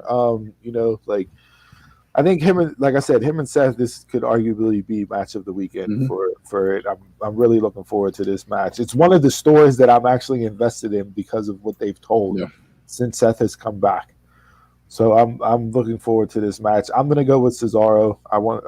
Like I said, I think if you're gonna give him a run, he just re-upped with the company, just re-signed, and if you're looking for somebody that's new in the main event picture that hasn't been there before, depending on what you do in the main event on night 2, which we'll talk about tomorrow. But I think this is a good point to kickstart him and get him going and build him up to like a potential SummerSlam main event. Yep. Next event is Money in the Bank too. So I'll go with Cesaro as well in this. A loss for Seth doesn't hurt him at all. And it's time for WWE to do something different. It really is. I want Cesaro to win, but I want this to be the end of Messiah Seth. But I don't think you've We got. still come out with the drippy suits, but I don't think you've. I think he's tweaked it since he's come back. That it's not the full blown Messiah set. yeah, not full blown, but it's No. maybe they could flip roles. Cesaro goes heel and he goes face. I don't know, Well, if you're gonna do that, then but we've always had heel Cesaro for the most part. I just want to see Cesaro get his run. I think he deserves it. I think he's obviously ring wise, he's gonna put on great matches with just about anybody he's in the ring with. He said he said his goal for the Cesaro swing is 37 because they're at WrestleMania 37. So count the number of rotations tonight, because that's what he's planning on hitting Seth with is a 37 round swing. But right now, I'd rather see Cesaro Big E than Cesaro Reigns. Just personally. Yeah. But so, I mean, Edge is probably going to go away for a little bit. Do they keep Bryan in there, or do they maybe try to put someone else in there? That's for night 2. We're not going to talk about Edge, Bryan, and stick to night 1. Let's not jump ahead, Mark. I agree. I think a loss for Cesaro would hurt him more than a loss for Seth in this match, like Donald said. So I'd like to see Cesaro go over. I mean, I'm happy with either one winning because I like both of them, but I think it would mean more for Cesaro to win. And then I brought up next month is Money in the Bank. They need somebody. Money in the Bank has been so shit the past couple years of people that win it. They need somebody good, and I mean, I think Cesaro could do a good job with that. All right, what's next? Another shit match. Tag team turmoil for the winner gets the night 2 of the WWE Women's Tag Team Championship. Got Lana and Naomi, Dana Brooke and Mandy Rose, Liv Morgan and Ruby Riott, and Natalia, Tamina, and Billie Kay and Carmella. I'm going to go with this right now and say this is the weekend of Lana. If Lana and Naomi win this, I ain't like Lana since she was with Ziggler. Because they don't, give me Lana and Naomi because that's the story they've been telling on Raw, and then have them beat Nia and Shayna, and that's your WrestleMania surprise of the weekend. Do I want that? No. I'm contradicting myself here like a dumb mark, but because I said I wasn't gonna predict matches based off of booking that I've seen. For entertainment value alone, give me Billie Kay and Carmella. That's who I'm going with. Yeah. Just for the entertainment value. Billie Kay is great. Anything I can do to get her more on my screen is great. So yeah, but I'm gonna go with Lana and Naomi here. I don't think Natalia and Tamina works as far as them versus Shayna and Nia. To me, that's who I think's gonna win. My heart wants Riot Squad to win finally. How long did you say it did for tag champs? They're the only true tag team in this match. Billie Kay and Carmella would be straight entertainment, and storyline wise, you think what is it, Lana and Naomi, but I'm gonna go Natalia, Tamina.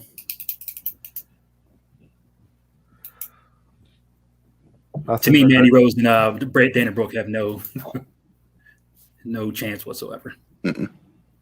I hope they surprise us with this match as far as the quality of it. I really do, because I feel like they, like I said, I feel like going back to the beginning of this segment here of the show, they've done the women a disservice building up to Mania, given all the time that they've had and the roster of women that they have.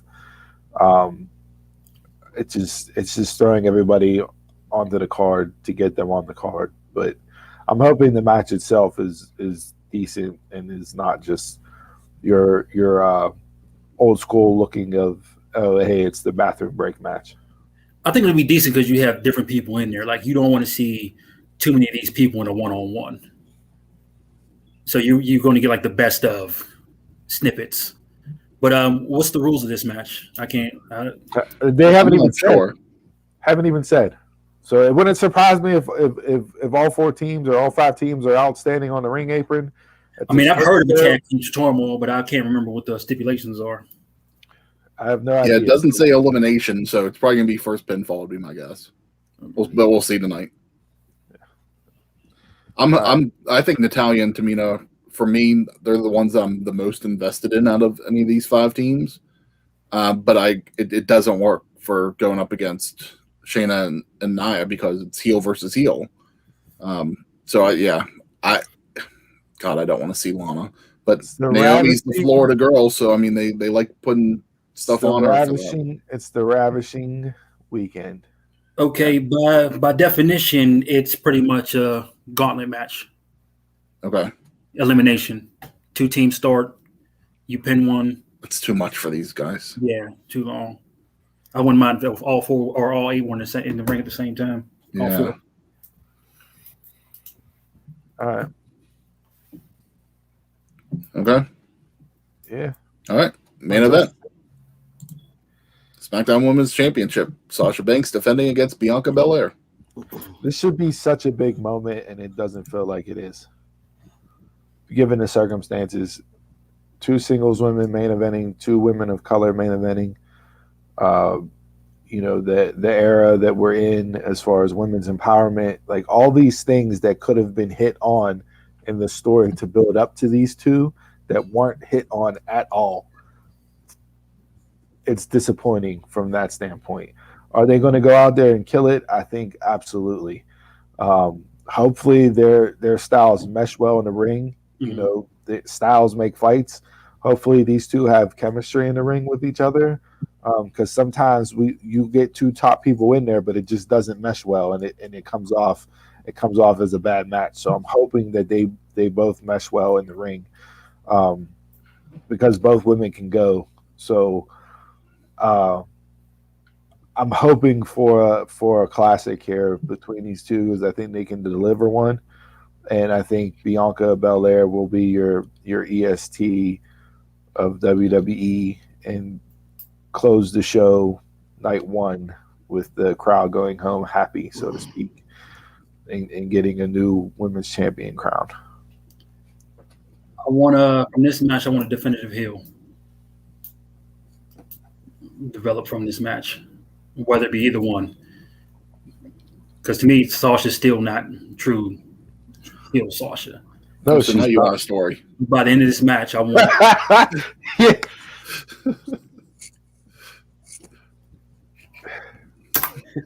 That's because the match got to this point. So the match is. So now you need it. The match got you in heel. I'm gonna go NXT all week for the women. Bianca wins. You can't, based off of everything they've done since she's won the Rumble, she can't go into cocky heel EST Bianca, because it's not going to work. You can't have her turn on a dime like that. It's not what she's been portrayed as since she's won the Rumble. So if you get her winning tonight, then it'll be a straight babyface run for her. Donald, Chris, who you got? I have Sasha winning. I just ready to see her have her WrestleMania moment. Just her. Yeah. Mm-hmm. And then I think Bianca will get the Money in the Bank. I think she's more fit for the Money in the Bank and having a run with that. You give her both? You have her win Rumble, lose, and then have her win Money in the Bank to cash in later? Different.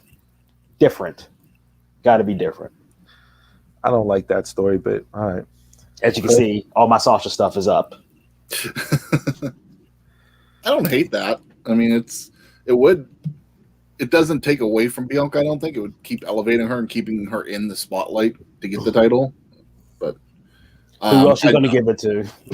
Yeah, and maybe that would be able to give us a better story for when. So if you don't have Bianca win, then you go with the story of you have to overcome the mountain, like back in the day, like you had the Bulls, they couldn't get over top of the Pistons, right? Mm-hmm.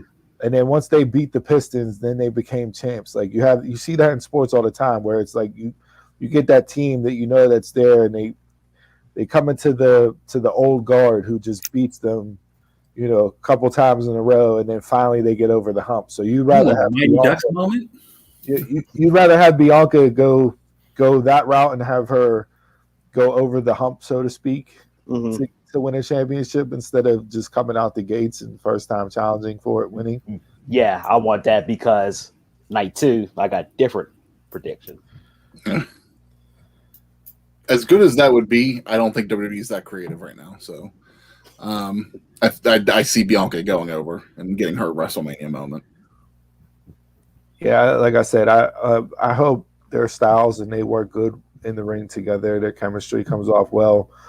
But I just feel that this should be such a bigger moment than it is for all the reasons I listed before. Mm-hmm. Between like all those things could have been the story that you told coming into it.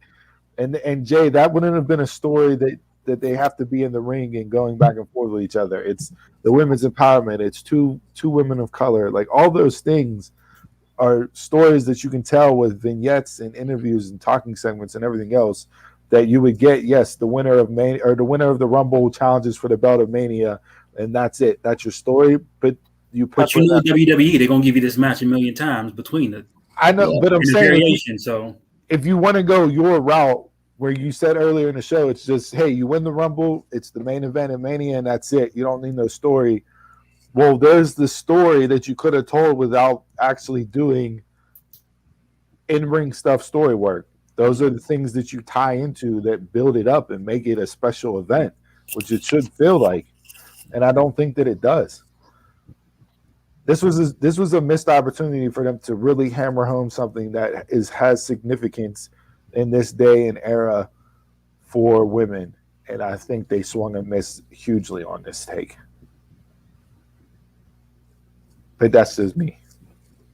So. All right. Well, that's night one. That's night one. Definitely right. Interesting predictions. Well, with Raw's Mania complete predictions for night one, I think it's time to get into the surprise special edition of Drink of the Week. Don't text me when you're impressed by night one. I'm going to going off. We had kind of talked about like favorite WrestleMania stuff. Do we want to get into any of that, or we just want to get into the Drink of the Week? Oh yeah, I forgot about that. Man, such a terrible. If you're like such a terrible card, I've just lost my mind. Every time I'm looking down, I'm trying to eliminate something off my list because it's hard. We can save that for tomorrow. Okay.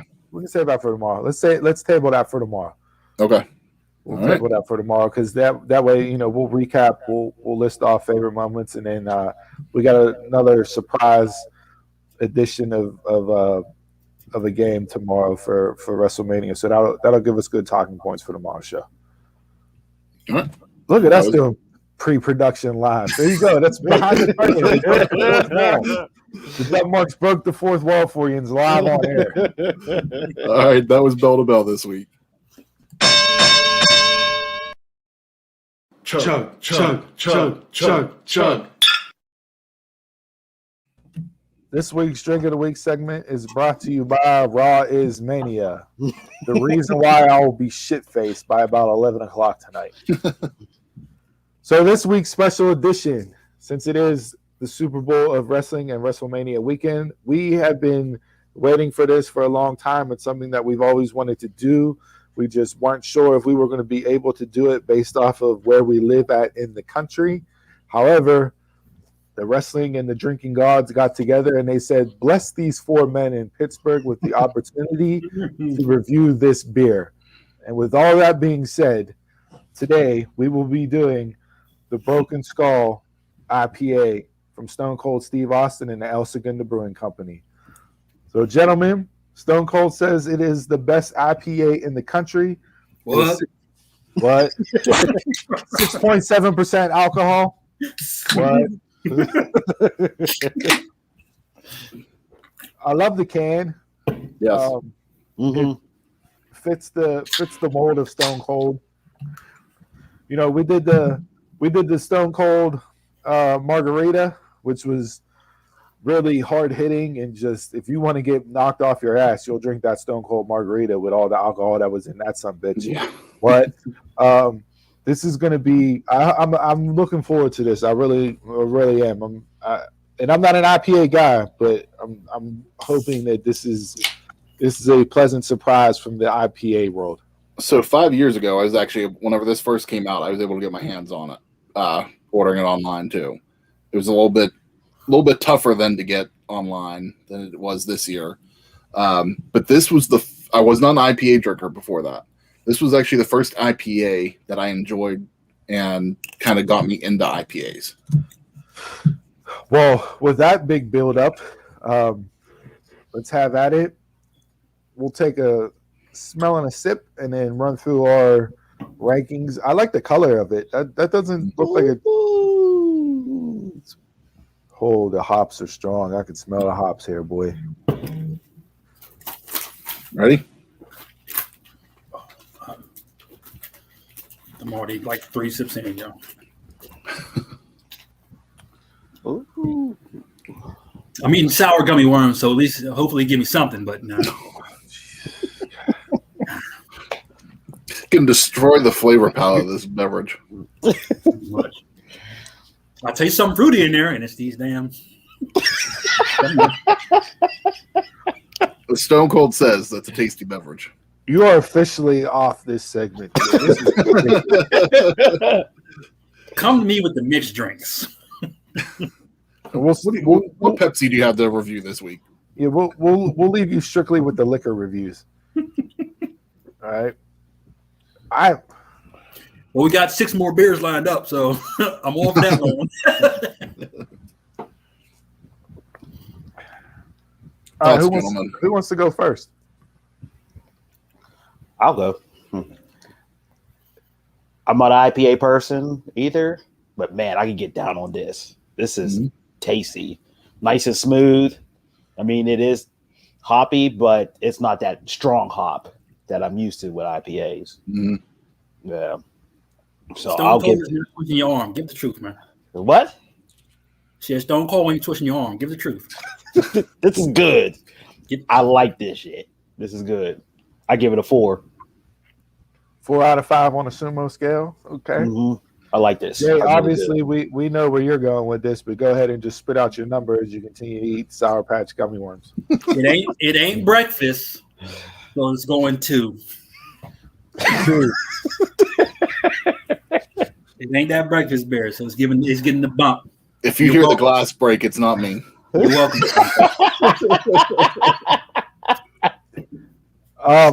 For me, Donald, I think you hit the nail on the head as far as it's smooth.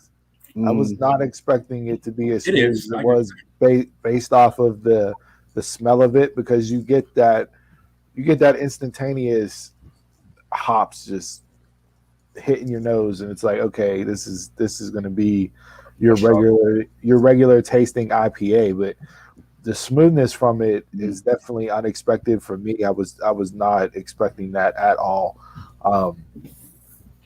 Still not an IPA guy, but if you give me a can of this, I will drink it. I would. Yeah, I enjoy it. It's definitely, like I said, I think I enjoy it as much as I do because of how smooth it is. Mm-hmm. Yeah, the smoothness definitely takes over. I'll go 3.75. I'll go 3.75. If you add orange juice to that beer, I'm going to drive over to your house. And we're gonna I gotta see.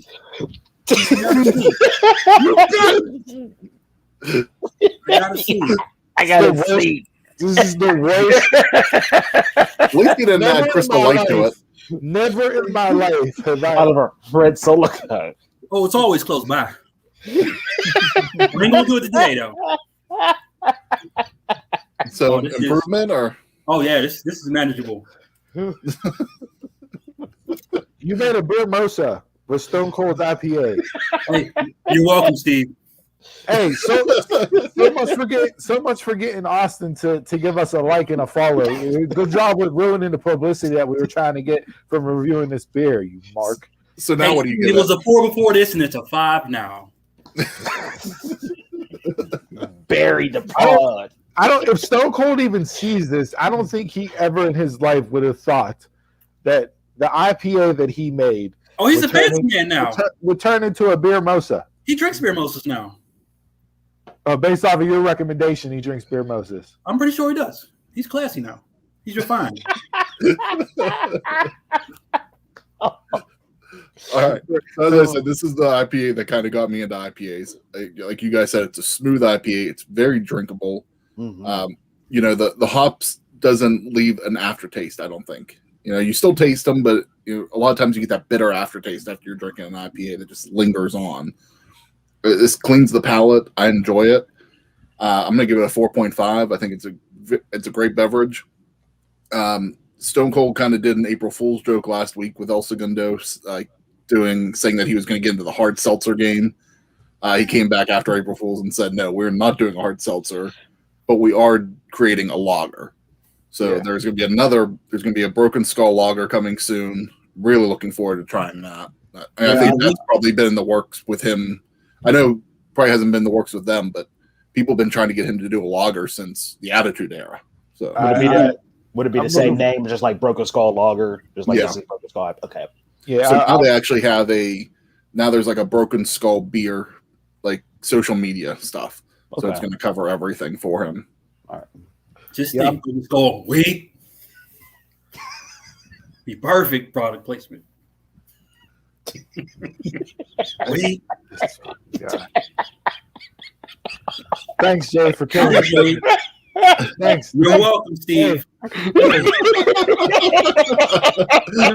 creative writing has just killed this segment. We appreciate it. Thanks a lot.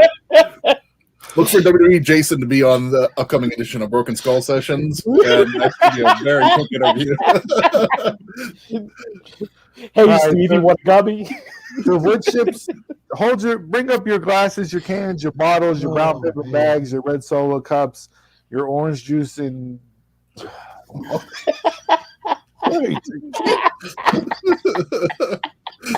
so good chips and wood chips and ships that sail the seas.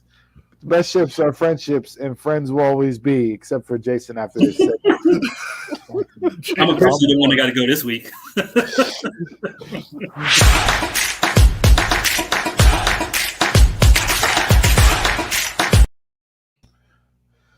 All right, this week in sports, not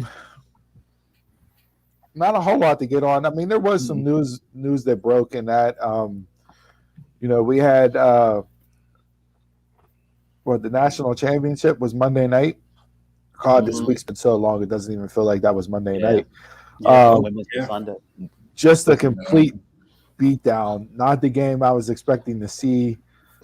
Baylor, was your national champions. Congratulations to them. Really just came out the gates and blitzed Gonzaga. That, Gonzaga was the best offense in college basketball and this year from efficiency wise and numbers wise and all that. But the way Baylor defends, man, it came out and those first 4 or 5 minutes, I was watching that game and I was like, "Oh, there's no way they're winning this game." They were not allowed to run any offensive set at all to start that game, and Baylor was in their chest. It felt like old school Kentucky teams when they were just press you and just constantly in your face, not giving you room to breathe. Like that was an impressive defensive showing from them. So congratulations to them. Stanford's women, they won their national title against Arizona. Came down to a single point. Yeah. That was great defense there at a timeout to end the game. The women's tournament itself this year was good. I highly enjoyed the women's tournament this year. Yeah, it was very good. I turned it on. It was like 12-2. I was like, damn, already? Then they crawled back. Yeah, no, that was good. Definitely shout out to them. Congratulations to them. Um, NFL wise, uh, not much really going on this week. We're getting ready for the draft. A lot of mock draft experts. Um, we got their predictions out, see who goes where. I'm just excited to watch the draft. I love the draft. I watch all 4 days of it or whatever it is, all 3 days now. Something that I enjoy and seeing. So Did they say how the draft is going to be this year? Is it going to be virtual or people? No, that's in Cleveland. It's in Cleveland. It's in Cleveland. Yep. Okay, so it's going to be Yep. in person again. All right. Yep. Yeah. Thursday night will be night one, round one. Friday will be rounds 2 and 3, and then Saturday will be 4 through 7, like they did. So like it's back before. Okay, so it's back to normal. Back to the traditional format. Yeah. All right. So, The Justin Fields stuff again, black quarterback stuff. No, what with him? they have people have him dropping. Oh yeah. That's been Yeah. I don't know. I don't. I don't see how you can be the second best quarterback, basically since you've come into college, right there with Trevor, and now all of a sudden you're going to drop. Hey, if you're going to drop the 24 whenever the Steelers make a selection. We'll take care of it.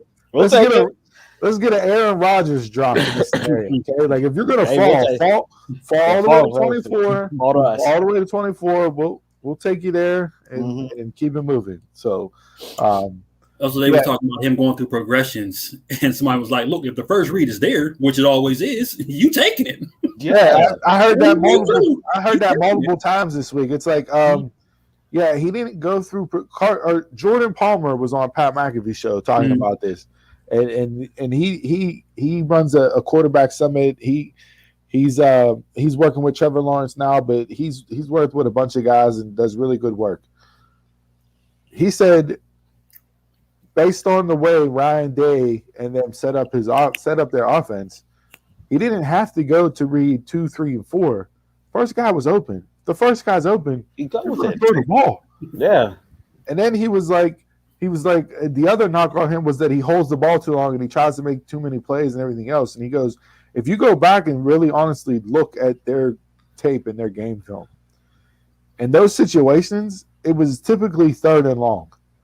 So if it's 3rd and 12, 3rd and 14, yeah, he's going to hold on to the ball and try to make a play because it's 3rd and 14. Mm-hmm. It wasn't 1st and 10 or 2nd and 6.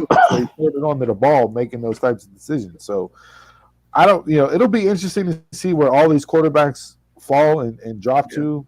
Sam Darnold goes to Carolina, so who knows what that means for Teddy Bridgewater. Obviously, the Jets, everybody's thinking that it's going to be Zach Wilson.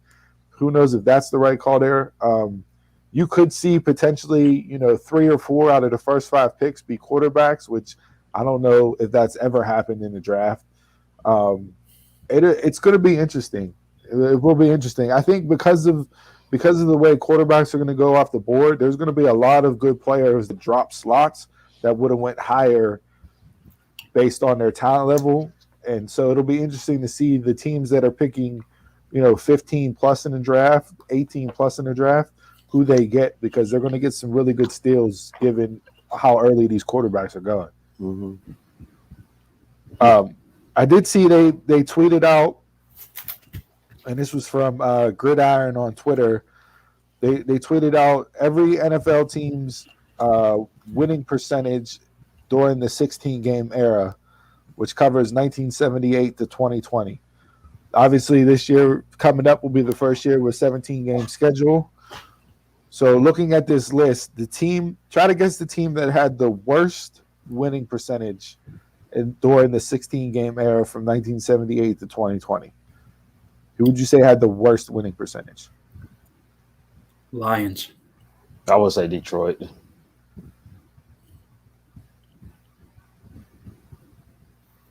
I don't know if Chris is on mute or what. Not a clue. It is the Lions. It is the Lions. Okay. Lions were at 396. Who was next up? Cleveland. Cleveland at 399. Cincinnati. Tampa Bay. Tampa Bay was trash. You know what? That kind of is true before Gruden. I mean, before Dungy got there. Yeah, you have Yeah. so the bottom five going from worst up: Lions, Browns, Buccaneers, Cardinals, Jaguars, then the Bengals. What NFL team had the best winning percentage from 1978 to 2020? Steelers. I'll say the Packers. Cowboys. Jay, you were right. It's the Steelers. 609. Followed by the Patriots at 603. Thinking Broncos. about those two were interchangeable. Steelers, Patriots, Broncos, Packers, Ravens. No Cowboys. Top five. Cowboys were at 6. Okay. Cowboys were at 6. So, yeah, just a little interesting there. You know, the Colts were, you know, we grew up, Colts for the most part were good, right? That was all Peyton Manning's era. Everything else. They're below 500 for this time. And you forget how trash they were until like Marshall Faulk got there. Yeah. You know? Was it a championship game with the Steelers? Yeah, Yeah, that 95. Yeah, 95. Mm-hmm. Yeah, They were called the Cardiac Kids and Harbaugh and all them. Yeah. Yeah. So yeah, there's that. Did anybody see Zach Levine last night for the Bulls? No. He put up 39 points in the first half. Wow. And probably ended with 40. He ended with 50. He ended with 50 for the game and a loss. All right. 39 points, 7 for 9 from 3 points, and played 20 minutes in the first half. So that was crazy. And that's not even the highest scoring half. It was not. Man, Yeah. that's a lot. Oh, it's not. What's the highest? You know. I want to say it was. I know Kobe's up there with like 42 or 45 in the first half. They had it on SportsCenter last night. The top 5. I think Zach's was 3 or 4 in the top 5 there. I know Kobe was up there with like 42 or 45. So, but yeah, there was that last night. What else in sports? Juju got recruited by Andy Reid, texting him Lombardi trophies. Apparently, that's what Juju said coming out on Michael Irvin's podcast or interview with Michael Irvin this week, that he was recruited based off of Andy Reid texting him Lombardi trophies. However, he turned it down. Obviously, baseball, the Buccos.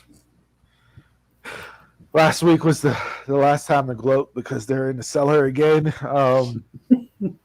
They're off your face, man. They're on pace to lose 139 games this year. Right now. That I have faith in them doing. I don't know. And your former pitcher last night threw a no-hitter. I love it. I love it. Musgrove throws the first no-hitter in San Diego Padres history. Joe Musgrove, no-hitter. Can you imagine their starting rotation? Somebody put this out. Their starting rotation right now, what it could be. It could be Cole, Tyon, Musgrove, Williams, and I'm trying to remember who the fifth starter was. Was it Morton or Macone? No. Somebody else. But Glasnow. That could be your starting rotation right now. If freaking Nutting wasn't so cheap and actually paid players and kept them around, that starting rotation right now, you're talking one of the best teams in baseball. If you have those 5 starting rotation, I don't know if you can come up with a better starting rotation right now. Which is just They can't do it. They won't do it. They'll never do it because it's Nutting. Until you get rid of Nutting, you're never going to. And he's come out and said that he wants to leave the team to his family and to his kids. Yeah, so he's not selling ever. He has no interest in ever getting rid of the team. They got to get him out somehow. They have to. They're going to try. if they want to, if they want any type of success ever again to come to Pittsburgh, because listen, the stadium is still voted number one as best ballpark in America. The uniforms and that probably one of the best in baseball. Everything about the Pirates organization, besides the talent on the field, is one of the top things in baseball. You know, one of the press workers tweeted out, I forget who it was, but tweeted out a view from the press box, and you know, it's obviously it's the press box high up, so it's overlooking the field, and then you have the city landscape in the background. It's just a beautiful, gorgeous shot. He's like, one of the best things in baseball. And I tweeted back to him. I said, yeah, until the players show up on the field. It's not even the players that I even have the problem with, because I think if management would, you know, produce a few better players, I think the team could be well-rounded and it would get better. It's just nothing. And the only way that things will get better is if the fans stop going to the games and take away money out of his pocket. And unfortunately, profit sharing keeps money in his pocket no matter what. But if they start taking money out of his pocket and he actually is in the negative for a season or more, maybe then something would change. But they're never going to do that until they have a profit every year. He's not going to do anything. And after this pandemic, it's going to be full down there. Man, that's what. And that's the problem. People like to go just because it's a family environment, something to do. And I understand it. The ballpark is a beautiful ballpark. I agree with that. I would love to actually be able to go down there and watch a good team play in that ballpark. You can't beat that. You guys know me. I've been hammering about this for 30-something years. That ballpark is 20 years old. Yeah, this week it's 20 years old. 20 years old, and they've been good for 3 out of 20 years. So if you're still going to the ballpark for the atmosphere and to watch a game in a beautiful stadium and everything else, if that novelty hasn't worn off in 20 years, then I don't know what will happen to cause you to not go to a game. That's why the stadium is still so new, because they haven't had playoff games to extend the wear and tear on the building. It's below mediocrity, and it needs to change. We've talked about this before with the baseball town that is Pittsburgh and everything else, and how the city will rally around that team. We saw that with the playoff when they actually got into playoffs those 2 years in a row, and sold out the place, broke the streak. Like, you think, if you wanted to make money, you think you put a good team on the field, because obviously you had it jam packed to the gills, standing room only. You had freaking 9,000 boats in the Allegheny out there on top of everything else, and you still decide to do this BS of how you want to run your franchise. It's just, what just hurt me? Me and Dawn played in Three Rivers. I played in Three Rivers too. You said 20 years. Mm-hmm. You know what hurt me?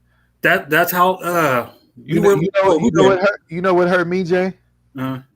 Putting orange juice in your beer, you jag off. God damn. The other thing real quick.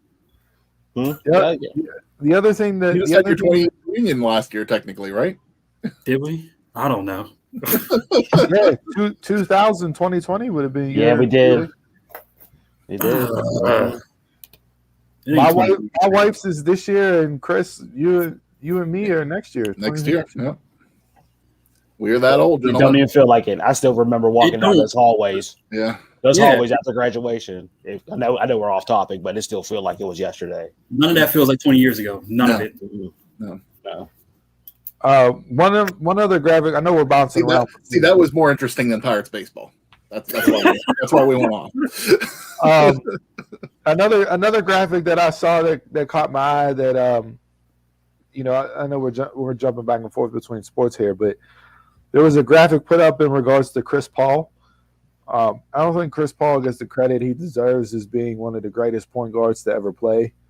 So it showed teams' winning percentage with Chris Paul before he got there, and teams' winning percentage with Chris Paul. So after he got to the team. So the Hornets' winning percentage before Chris Paul was at 220. After Chris Paul, 463. It's at 220. Dang. 220. The Clippers, 390. After Chris Paul, 606. The Rockets, 671. They had Harden in that, so a little better of a team. After they joined the Rockets, 793. The Thunder, 598. With Chris Paul, 611. And then the Suns this year, 466. And now they're at 720 and they're like number 2 or 3 seed in the West. Yeah, they're on top, I think. People got to start giving Chris Paul his due as being one of the best point guards that has played the game. And then remember that Daniel Stern voided that trade for him to go to the Lakers. He's going to be Chuck. Until he wins the ring, he's going to be Chuck. Yeah, unfortunately, David Stern lost him from winning rings because him with Kobe. I don't know if you get the Kobe Gasol. You know what I mean? Because of Chris Paul being traded, but you got to know if him and Kobe teamed up on that backcourt, you got they would have won. They would have won a couple more there in LA.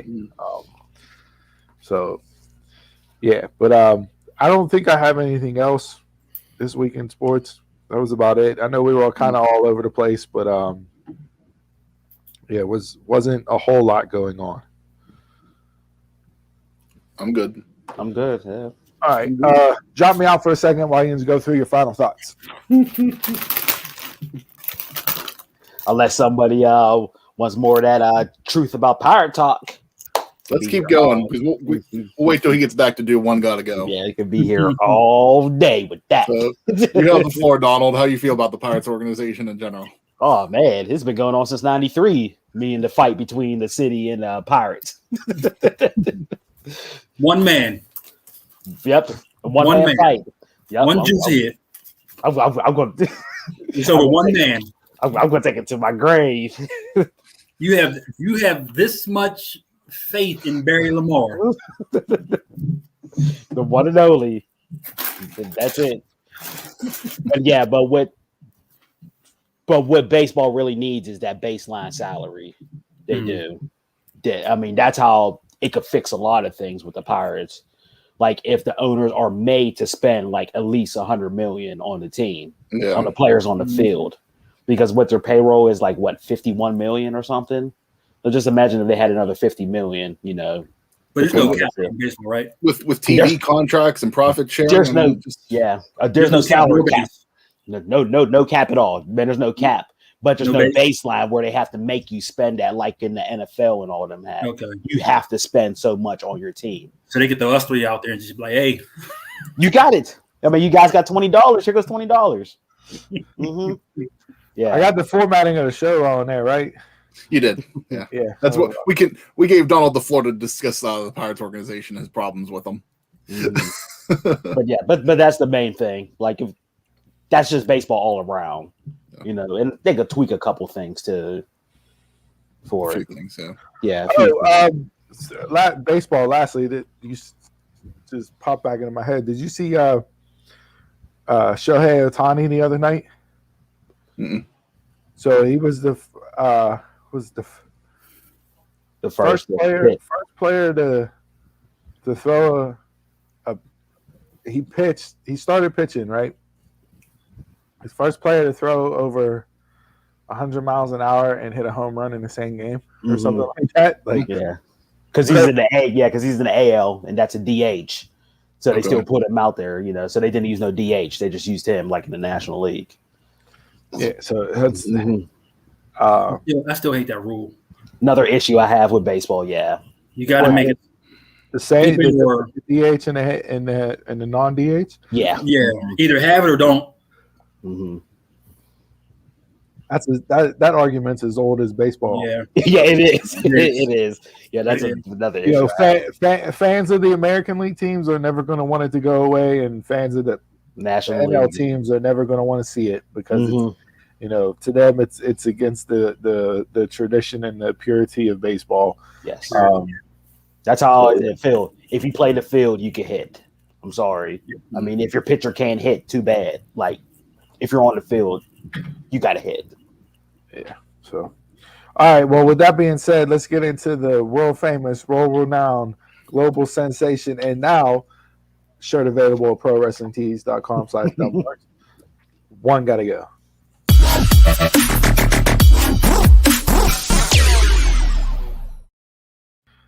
All right, this week's One Gotta Go segment is going to stick with the WrestleMania theme, and this is going into strictly Attitude Era superstars. So One Gotta Go, WrestleMania edition. The Undertaker, Triple H, Stone Cold, or The Rock? Who wants to tackle this one first?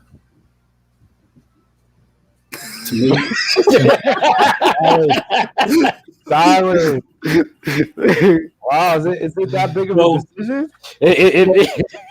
What does? Nope. Don't. We'll go top to bottom because I'll start it off. What does one gotta go mean? How much is it? One gotta go. It gotta get the hell out of here. Just like one gotta go. Not erase everything. Just one gotta go. See you bye. Okay. Yeah, not the history, not the. Okay. If you're not erasing history, not go the ahead, history. Go ahead. You said you want to start it. Go ahead. Are we just doing like the wrestlers themselves, or are we just sticking to the Attitude Era? Or we're just doing this is the Undertaker, Triple H, Stone Cold, and The Rock. Gotcha. One gotta go. I'll start it off. Yeah, I mean, just like we talked about in Bell to Bell with the women, I think there's an argument for every one of these people. To go? No, an argument for how good they are for each one of them. Yeah, you can give the accolades to all of them for anything. So to get going off, it is difficult. No, it's not. This is easy. This is super easy. Okay. I mean, for me, three of my favorites are Triple H, Stone Cold, and The Rock. So for me, one got to go on this one. I could get rid of the Undertaker. Mute yourself. You log out. We all go, but just log out. You are just. All right. So this was so easy. Let's hear everybody else. Go ahead, Donald. For me, I am with Chris. The Undertaker could go. You two can double up in that buggy and go right off to the sunset yourself. Undertaker could go. Triple H was. You got me turning my hat backwards. Like Triple H was ultimate heel. Stone Cold and The Rock speaks for themselves. I could have dealt without the Undertaker. Jay, please speak some sense into this. This is your chance to redeem yourself for the Beer Mosa incident. If it's not their body, if it's not their whole body of work, I'm going Triple H. Thank you, Triple H. I don't want. I mean, if it was like everything must go, it'd be harder to kick Triple H off because you got NXT. No, and that's the Empire itself. But not. This is not post wrestling. What have you done? This is in ring career. One got to go. In ring, I'm going Triple H. Triple H can. You got the accolades, but I'm still going Triple H. Triple H. You don't get rid of the Undertaker. No. Triple H has good wrestling matches. Undertaker is a great character. There's nothing wrong with Undertaker doesn't have good wrestling. Undertaker arguably has the best WrestleMania match ever. Two of them. Arguably. And one of them was with Triple H. Three of them. The other one was Shawn Michaels. Can we keep going? I mean, yeah, probably one of the best WrestleMania matches was Undertaker and Shawn Michaels at 25. Not gonna debate that, but it's just more matches that I enjoy to watch are Triple H. I'm with you, Chris. More matches. I never got into Triple H like everybody else did. Like, I mean, did I appreciate him for what he was as he was wrestling? Yes, but was I like a Triple H mark? No, I wasn't. To me, he always took second fiddle to Shawn and DX. The Hunter Hearst Helmsley character never worked. No. And while he was on top, to me, I always felt he was on top because he was married to Stephanie. Yeah. So, take this tag team beatdown and eliminate yourselves. Yeah. Definitely, like 2002 when he was World Heavyweight Champion. Absolutely, the only reason why he was on top for that long was because of that. But I enjoyed him before that too. I mean, I was a fan of him from get go. Yeah. Oh, so you were they the blue blood? You like the Yeah. Blue Blood, the Hunter did. Hearst Helmsley? You like I did. You know who did that Blue Blood character better than Hunter Hearst Helmsley? William Regal. Regal. Regal. the man's man? Man's God. man. Ooh, that was terrible. Regal and WCW, great. Regal and WWE, they just never did him right. If one of your names was Thunder Rising, I can't take you. Terrorizing. Terrorizing. Whatever. That's how forgettable it was. Terrorizing. I can't have you. I can't have you ahead of. Oh, Mean Mark Callis was so much better. That's way better than Terrorizing. Way better. Oh, let me just That's add just Dean as to good my as name. Vegas. I mean, that's just as good as Vinny Vegas. I can't. You guys are wrong. Undertaker can go. Undertaker can go. I don't give a fuck what y'all say. Undertaker can go. We do. That's that. how serious I'm about that. That's how serious I'm about that. That's how serious I'm about that. Just because you got a do-rag on don't mean you about nothing. I Okay. ain't saying that. Oh, you gotta become Blue Jack over there. I bet it's a big it's a bandana. It's badass Come on right here. It's a bandana. Badass Donald. Yeah, look, you got your do-rag on. You're sipping your pint IPA. Don't come out here, clanking cans and breaking glass by stepping on, an old vase. Oh, Okay? trust me. Badass. Oh, trust me. That's not me at all. You got Kid Rock playing in the background. Yeah, you got the paper bag over the IPA yet? No. I'm not here. You guys are trash. I'm not here.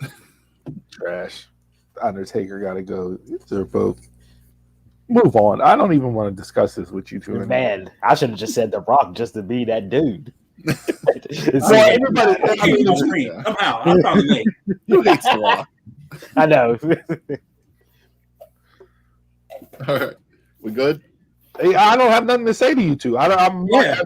like I don't even want to do a show tomorrow with you two based off of me and Stu picking the Undertaker on that. You can cut me out at post. Chris, that could be me and you, dude. But just Sounds send the good. link to me. Edit. That's good.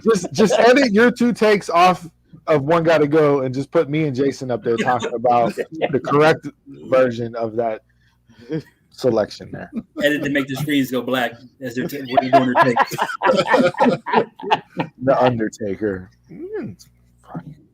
Undertaker got an entrance.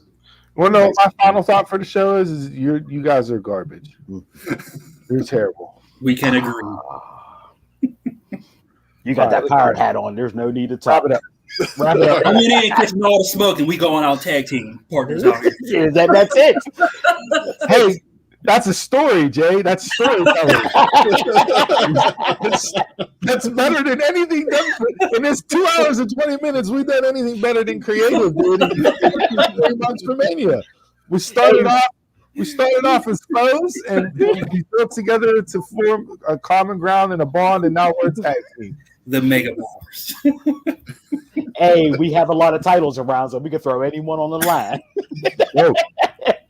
Got that one right there. We can throw a lot of That Denmark championship belt will be defended as we get. Oh, he lost it today. Yeah, He fatal lost four-way. it today. Give it to somebody down on these two squares. Yeah, that's true. Take it from me. That fight was trash. Absolutely. Get yourself a ref, get yourself a camera crew, and come take it from me. I'll show up. He's just like The Rock. I'll wear the stripes. There's a backyard in the back that we used to do the backyard wrestling with growing up. It's still there. Let's do it. All right, final thoughts. Let's go. All right.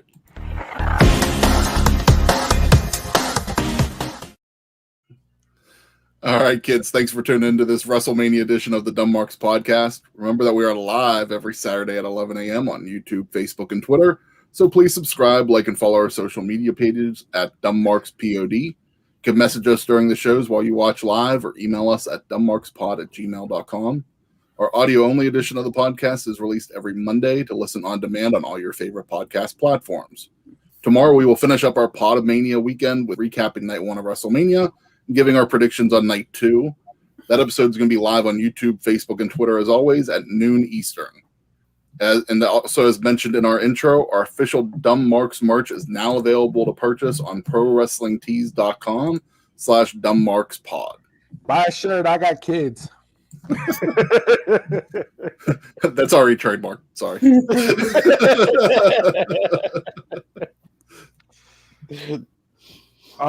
Final thought for me. I forgot to mention this. Even though Bell to Bell was strictly Mania talk and WWE talk because of it being Mania Day, but announcement was made this week for season 3 of Dark Side of the Ring. It will debut May 6th on Vice TV with a 2-hour premiere episode on Brian effing Pillman. Super pumped for that. Yeah. Dark Side of the Ring is some of the best stuff Yes. I've watched, documentary wise, television wise, story wise. They do an excellent job on it. The Dark Side of the Ring Confidential that they've been doing with Conrad Thompson has been really good. I haven't watched any of that yet. They just did New Jack this week, and Oh, jeez. the Von Erichs was last week. Bruiser Brody was the week before. Like it's been. They're Is that why New Jack joined us today? Yeah. More like Cheddar Jack. That's Cheddar Jack. Cheddar Bob, we got Cheddar Jack up there. That's what he is. That's going to be your new name. It's not DB Man. It's Cheddar Jack.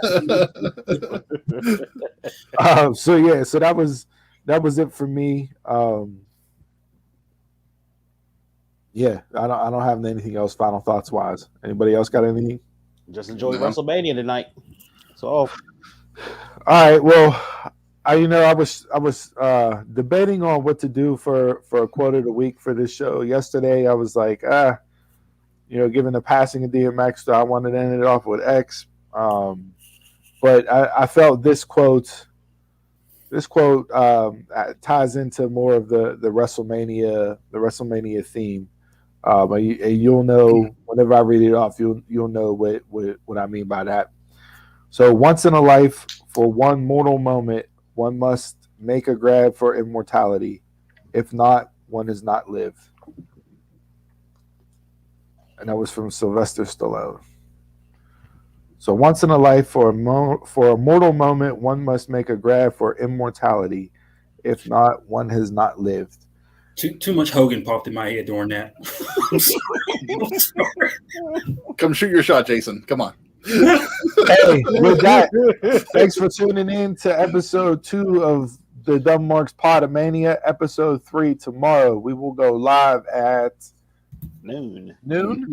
We'll go live at noon tomorrow to break down and recap everything from night 1 of WrestleMania, give our predictions for night 2, and set up maybe potential spoilers as far as surprises we think will happen on Monday Night Raw, the night after WrestleMania.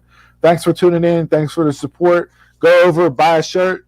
Pro Wrestling Tees, Dumb Marks Pod. Again, shout out Stone Cold Steve Austin. Thanks for one of the most delicious IPAs I've ever had. Jay, I can't believe you added orange. With OJ. It's terrible. And with that, until tomorrow, y'all can catch us around the way.